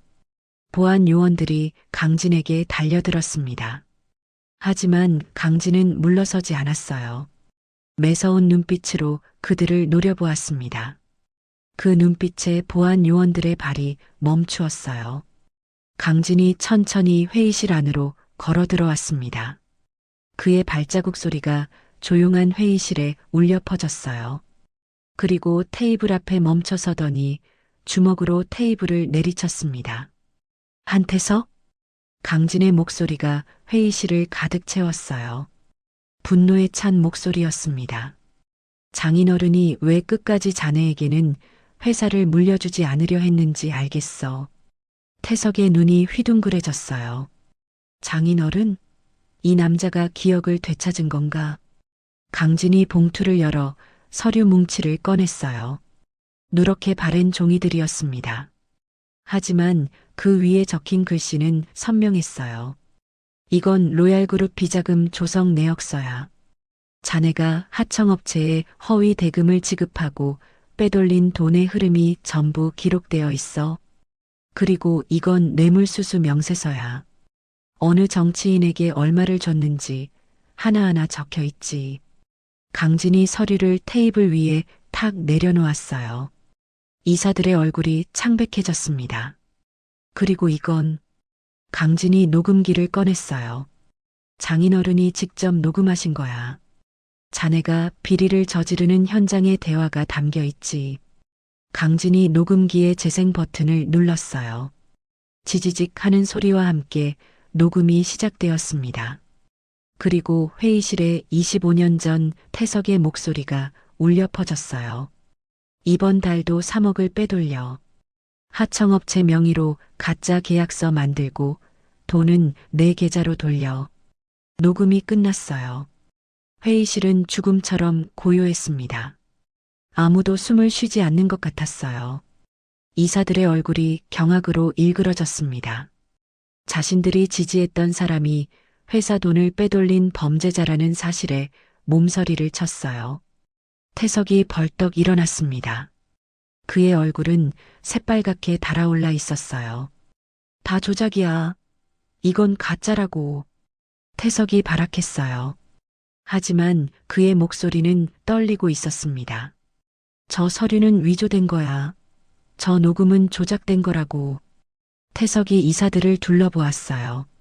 하지만 아무도 그의 눈을 마주치지 않았습니다. 경멸의 눈빛만 돌아올 뿐이었어요.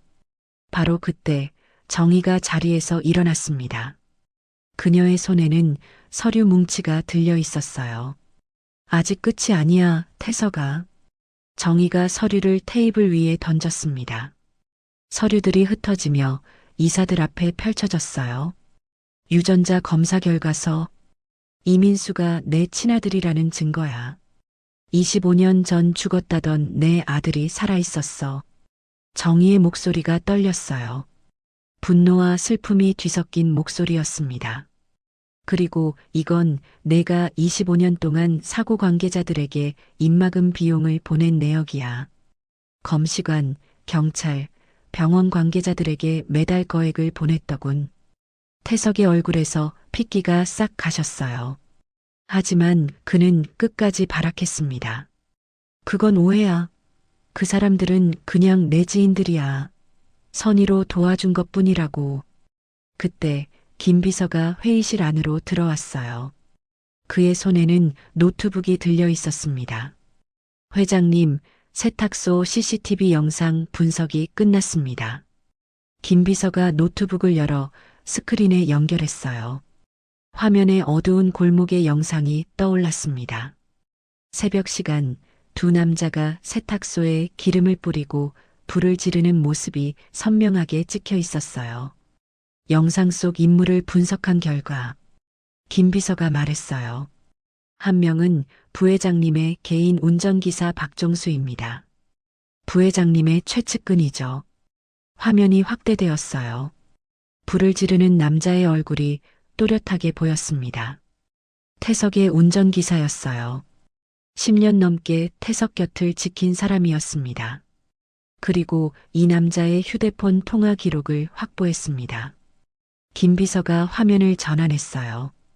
방화 직전 부회장님과 세 차례 통화한 기록이 있습니다. 통화 시간은 각각 2분, 5분, 1분입니다. 회의실이 얼어붙었어요. 증거가 너무나 명백했습니다. 비리 서류, 녹음 파일, 입막음 비용 내역, 그리고 방화 CCTV까지. 태석이 빠져나갈 구멍은 어디에도 없었어요. 태석의 다리가 후들거렸습니다. 그는 테이블에 손을 짚고 겨우 버텼어요. 아니야. 이건 다 음모야. 나를 함정에 빠뜨리려는 음모라고. 태석이 외쳤어요. 하지만 그의 목소리에는 더 이상 힘이 없었습니다. 정의가 천천히 태석에게 다가갔어요. 그녀의 눈에서 차가운 빛이 났습니다. 25년 전 내가 뭘 했는지 이제 다 알아. 정의가 낮게 말했어요. 내 남편의 차 브레이크를 조작했지. 사고로 위장해서 죽이려고 했어. 그리고 나한테는 죽었다고 거짓말했어. 25년 동안. 정의의 목소리가 떨렸어요. 하지만 눈물은 흘리지 않았습니다. 이미 충분히 울었으니까요. 내가 얼마나 우스웠어? 매년 제삿날마다 통곡하는 내가 얼마나 한심해 보였어? 정의가 태석의 멱살을 잡았어요. 태석이 비틀거렸습니다. 왜 그랬어? 왜 내 가족을 빼앗았어? 정의가 포효했어요. 태석은 아무 말도 하지 못했습니다. 입술만 파르르 떨릴 뿐이었어요. 정의가 태석의 멱살을 놓았어요. 그리고 한 발짝 물러섰습니다. 찰싹? 정의의 손바닥이 태석의 뺨을 때렸어요. 태석의 고개가 옆으로 꺾였습니다. 뺨에 빨간 손자국이 선명하게 남았어요. 내 남편과 아들의 인생을 짓밟은 데가 똑똑히 치르게 해줄게. 정의의 목소리는 얼음장처럼 차가웠습니다. 바로 그때 회의실 문이 다시 열렸어요.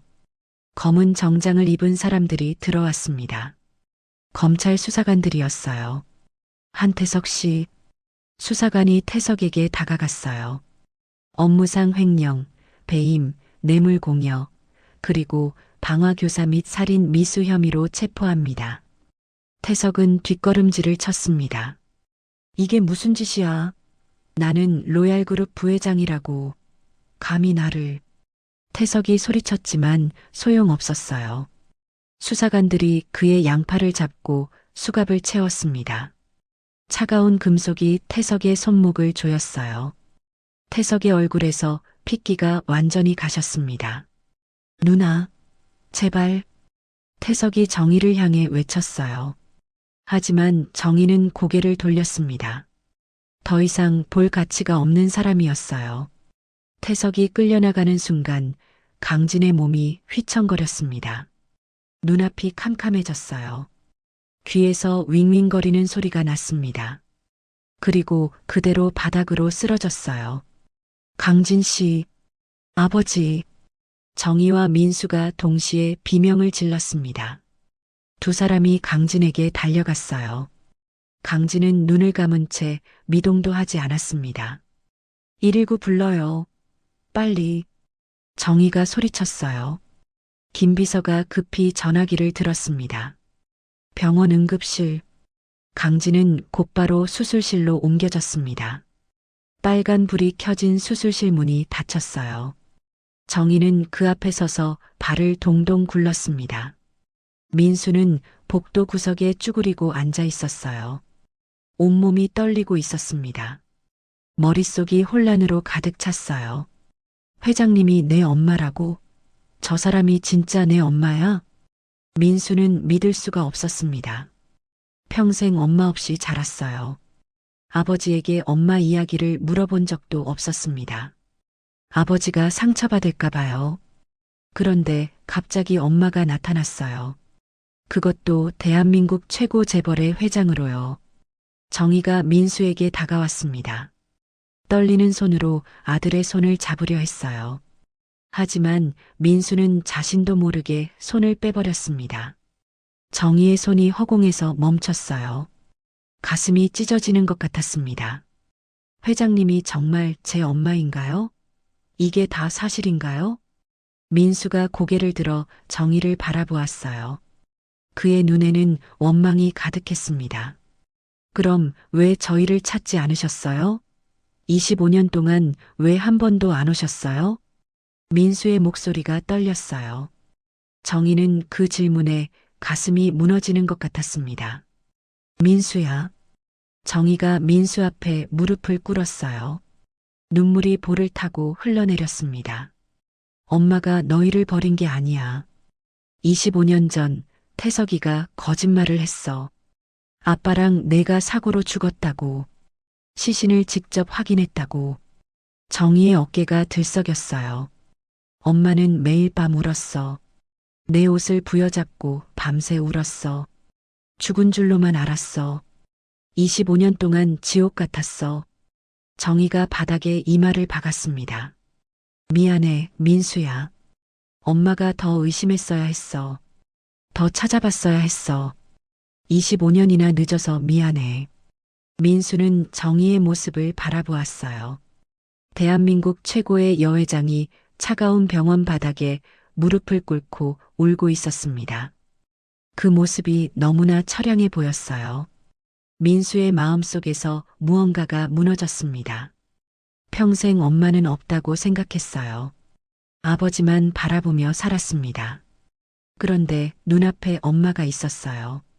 25년 동안 자신이 죽은 줄 알고 울었던 엄마가. 민수도 눈물이 터져 나왔어요. 고개를 떨구고 흐느꼈습니다. 같은 시각 경찰서 유치장에서는 태석이 창밖을 바라보고 있었습니다. 변호사가 다녀간 뒤였어요. 모든 증거가 확보되었다는 말을 들었습니다. 빠져나갈 구멍은 없었어요. 태석은 허탈한 냉소를 흘렸습니다. 그리고 25년 전 기억이 떠올렸어요. 아버지의 서재. 태석은 문틈으로 안을 들여다보았습니다. 아버지가 누나 정희와 매형 강진에게 뭔가를 보여주고 있었어요. 가문의 도장, 비밀장부, 경영비책. 중요한 것들은 항상 누나와 매형에게만 맡겨졌습니다. 왜 항상 누나 뒤에, 매형 뒤에 세워지는 걸까요? 아버지는 평생 그랬습니다. 유치장에서 태석은 실성한 듯 웃음을 터뜨렸습니다. 한편 병원에서는 강진의 수술이 끝났습니다. 의사가 나와서 수술이 무사히 끝났다고 알려주었어요. 정희와 민수는 안도의 한숨을 내쉬었습니다. 강진이 병실로 옮겨졌어요. 아직 마취에서 깨어나지 못한 상태였습니다. 민수는 아버지 곁에 앉아 손을 꼭 잡았어요. 아빠, 민수가 떨리는 목소리로 말했습니다. 나 다 알았어. 아빠가 왜 그렇게 시계를 소중히 간직했는지. 매일 밤 꺼내서 닦던 그 시계. 엄마가 선물한 거였구나. 민수의 눈에서 눈물이 흘러내렸어요. 아빠는 기억을 잃어도 엄마를 사랑하는 마음은 잃지 않았던 거야. 그래서 그 시계를 25년 동안 간직한 거야. 민수가 아버지의 손등에 이마를 대고 오열했습니다. 다음 날 아침이었어요. 강진이 마침내 눈을 떴습니다. 희미하게 천장이 보였어요. 그리고 옆에서 누군가 자신의 손을 잡고 있는 것이 느껴졌습니다. 고개를 돌렸어요. 눈물범벅이 된 정희의 얼굴이 보였습니다. 밤새 울었는지 눈이 퉁퉁 부어 있었어요. 정희야. 강진이 떨리는 목소리로 아내의 이름을 불렀습니다. 그 한마디에 정희의 눈에서 다시 눈물이 쏟아졌어요. 정희가 남편의 가슴에 얼굴을 묻었습니다. 25년 동안 그리워했던 품이었어요. 여보, 나 여기 있어. 이제 아무데도 가지 마. 제발 아무데도 가지 마. 정희가 애절하게 울부짖었어요. 강진이 떨리는 손으로 아내의 등을 쓰다듬었습니다. 강진이 고개를 돌려 옆을 보았어요. 민수가 서 있었습니다. 눈이 빨갛게 충혈되어 있었어요. 강진이 정희의 손을 잡았습니다. 그리고 그 손을 민수의 손 위에 겹쳐주었어요. 민수야. 강진이 아들을 바라보며 말했습니다. 내 엄마란다. 아빠가 지키지 못했던 엄마야. 이제 우리가 지켜주자. 강진이 힘겹게 미소 지었어요.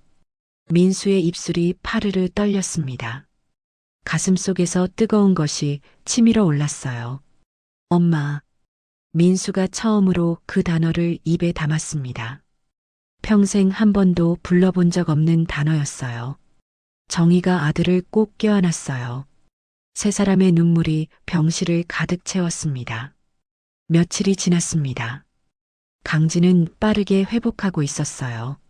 하지만 회사에서는 문제가 생겼습니다. 태석의 잔당인 이사들이 민수를 흔들기 시작한 거예요. 수장이 사라지자 그들은 새로운 표적을 찾았습니다. 이민수 씨, 이건 처리해봐요. 이사 한 명이 두꺼운 서류 뭉치를 민수 앞에 던졌어요. 하청업체 분쟁 건이에요.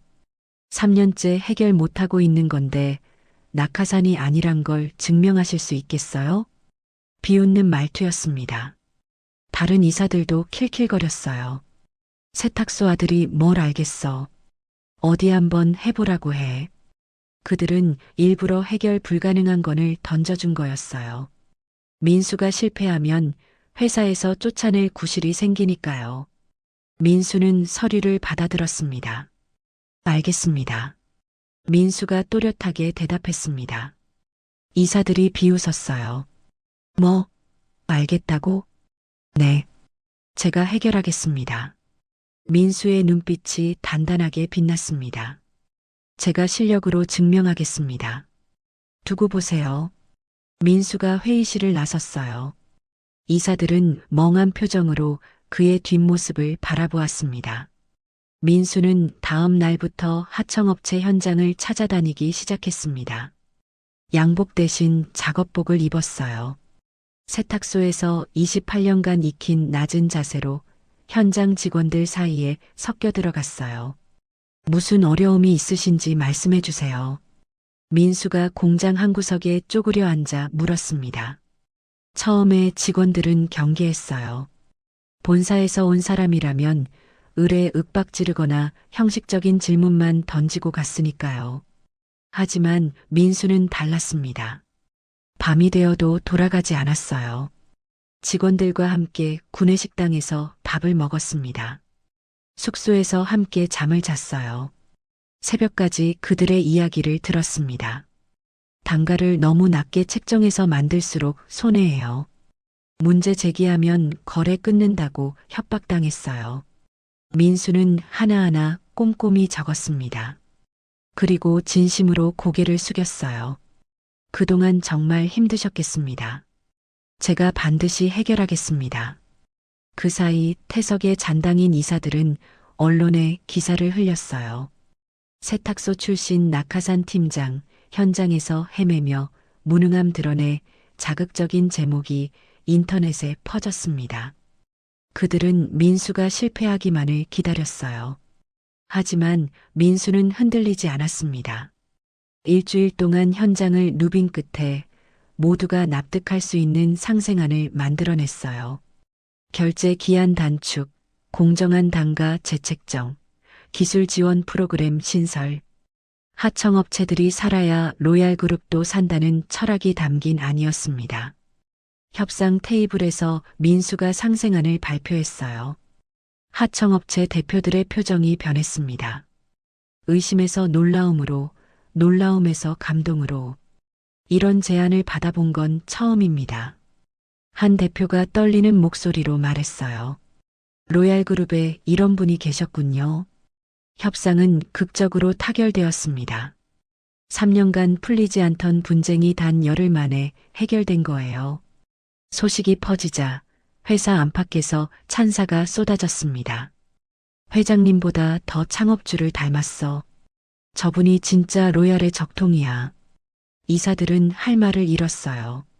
민수를 깔보던 그들의 얼굴이 창백해졌습니다. 같은 시기 강진은 화상 치료를 무사히 마치고 퇴원했습니다. 여보, 이제 아무 걱정 마세요. 내가 다 할게요. 정희가 남편의 손을 꼭 잡으며 말했어요. 강진은 아내의 얼굴을 바라보며 미소 지었습니다. 며칠 뒤 법원에서 태석의 선고 공판이 열렸습니다. 방청석에는 정희와 강진, 민수가 나란히 앉아 있었어요. 피고인 한태석에게 무기징역을 선고합니다. 판사의 목소리가 법정에 울렸어요. 태석은 고개를 떨군 채 끌려나갔습니다. 25년간의 거짓말과 범죄가 마침내 심판받은 순간이었어요. 정희는 그날 저녁 회장실에 홀로 앉아 있었습니다. 책상 위에는 아버지의 사진이 놓여 있었어요. 정희는 그 사진을 바라보며 눈물을 흘렸습니다.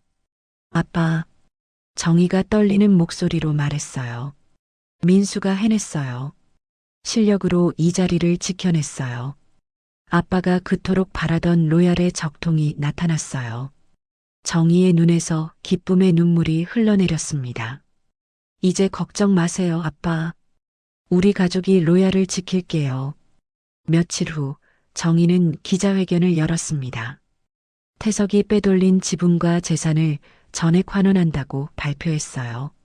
그리고 그 돈으로 재단을 설립한다고 선언했습니다. 로얄 상생 재단을 설립합니다. 정희가 또렷하게 말했어요. 실종 아동을 찾는 사업과 소외된 이웃을 돕는 사업에 쓰겠습니다. 우리 가족이 겪은 아픔을 다른 가족은 겪지 않도록 하겠습니다. 기자들의 카메라 플래시가 터졌어요.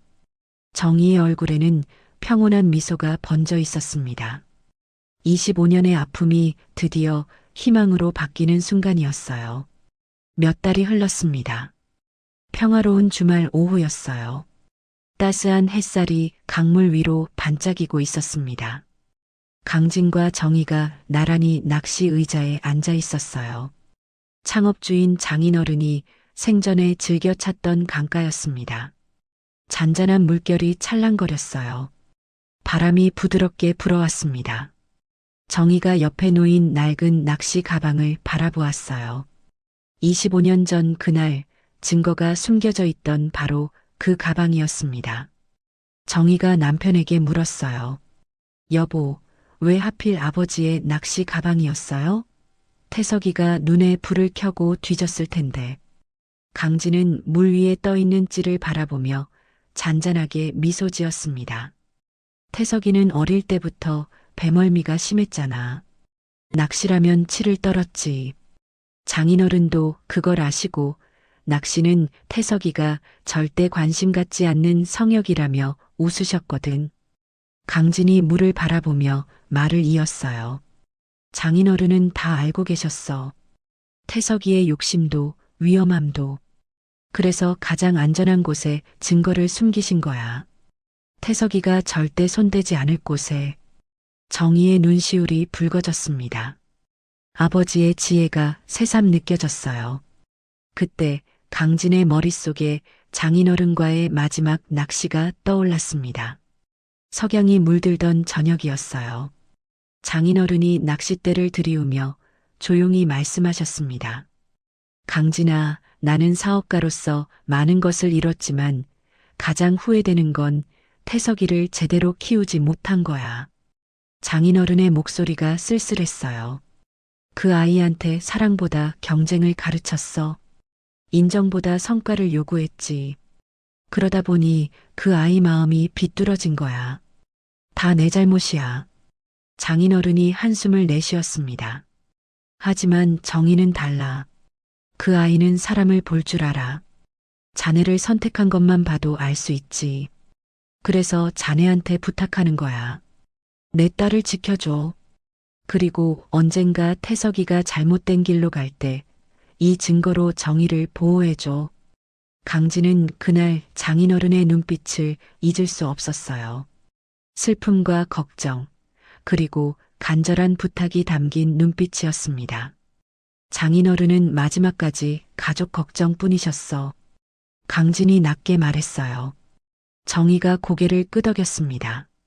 정희도 아버지와의 기억이 떠올랐어요. 어린 시절, 아버지는 늘 바빴습니다. 회사 일로 집에 늦게 들어오시는 날이 많았어요. 하지만 주말이면 꼭 정희를 데리고 이 강가에 오셨습니다. 정희야, 물고기는 욕심부리면 안 잡힌단다. 아버지가 낚싯대를 들이우며 말씀하셨어요. 기다릴 줄 알아야 해. 조급해하면 물고기가 도망가. 사람 사이도 마찬가지야. 진심으로 기다리면 언젠가 마음이 통하는 법이란다. 어린 정희는 그 말의 의미를 몰랐어요. 하지만 지금은 알 것 같았습니다. 25년을 기다렸어요. 남편과 아들이 돌아오기를. 그리고 드디어 마음이 통했습니다. 아빠가 보고 싶어요. 정희가 낮게 말했어요. 강진이 아내의 손을 꼭 잡았습니다. 바로 그때 뒤에서 발소리가 들렸어요. 아버지, 오늘도 월척인가요? 민수가 다가오며 물었습니다. 손에는 따뜻한 커피가 들려 있었어요. 강진이 고개를 돌려 아들을 바라보았습니다. 그리고 크게 웃었어요. 내 인생 최고의 월척은 너희 엄마랑 너를 다시 찾은 거란다. 이보다 더 큰 물고기가 어디 있겠니? 민수도 웃었어요. 정희도 웃었습니다. 세 사람의 웃음소리가 강가에 퍼져나갔어요. 햇살이 세 사람을 비추었습니다. 그때 강진과 정희의 손목에서 빛이 반짝였어요. 똑같은 에메랄드빛 시계였습니다. 두 시계가 나란히 햇빛을 받아 영롱하게 빛났어요. 서로 다른 곳에서 멈춰있던 시간이 이제 하나로 흐르고 있었습니다. 정희가 낚시 가방을 열었어요. 안에서 낡은 수첩을 꺼냈습니다. 아버지가 생전에 쓰시던 수첩이었어요. 정희는 수첩을 펼쳤습니다. 첫 페이지에 아버지의 글씨가 적혀 있었어요. 가장 소중한 진실은 가장 가까운 곳에 있다. 정희가 그 문장을 소리내어 읽었습니다. 눈물이 볼을 타고 흘러내렸어요. 수첩을 넘기자 또 다른 글귀가 보였습니다. 아버지의 떨리는 글씨체였어요. 정희야, 아빠가 미리 말하지 못해서 미안하다. 하지만 진실은 반드시 밝혀진단다. 내가 힘들 때 이 강가를 찾아오렴. 아빠가 여기서 널 지켜보고 있을 거야. 정희의 눈에서 눈물이 쏟아졌습니다. 아버지는 알고 계셨어요. 언젠가 정희가 이 수첩을 발견할 거라는 것을. 그래서 마지막 메시지를 남겨두신 거였어요. 정희는 하늘을 올려다보았습니다. 구름 사이로 햇살이 쏟아져 내렸어요. 마치 아버지가 웃고 계신 것 같았습니다. 아빠, 감사해요. 덕분에 가족을 되찾았어요. 이제 걱정 마세요. 우리가 로얄을 지킬게요. 정희가 하늘을 향해 속삭였습니다. 그때 강진의 낚싯대가 움직였어요. 작은 물고기가 걸렸습니다. 강진이 물고기를 조심스럽게 들어올렸. 손바닥만 한 작은 붕어였습니다. 강진은 물고기를 바라보다가 다시 물속으로 놓아주었어요. 물고기가 꼬리를 흔들며 헤엄쳐 갔습니다. 왜 놓아주세요, 아버지? 민수가 물었어요. 강진이 아들을 바라보며 말했습니다. 욕심 부리지 않고 사랑하며 사는 게 진짜 경영이더구나. 태석이는 그걸 몰랐어. 더 많이 가지려다 전부 잃었지. 하지만 우리는 달라야 해. 강진이 민수의 어깨에 손을 얹었어요. 로얄그룹을 크게 키우는 것보다 가족을 지키는 게 더 중요해. 장인어른도 그걸 깨달으셨어. 그걸 잊지 마라, 민수야. 민수가 고개를 끄덕였습니다. 네, 아버지. 절대 잊지 않을게요. 외할아버지의 뜻도 아버지의 가르침도요. 세 사람이 나란히 강물을 바라보았어요. 노을이 지기 시작했습니다. 강물 위로 붉은 빛이 번져나갔어요. 세 사람의 실루엣이 석양 속에 아름답게 물들었습니다. 바람이 불었어요. 마치 하늘에서 누군가가 세 사람을 축복하는 것 같았습니다. 정희는 알았어요.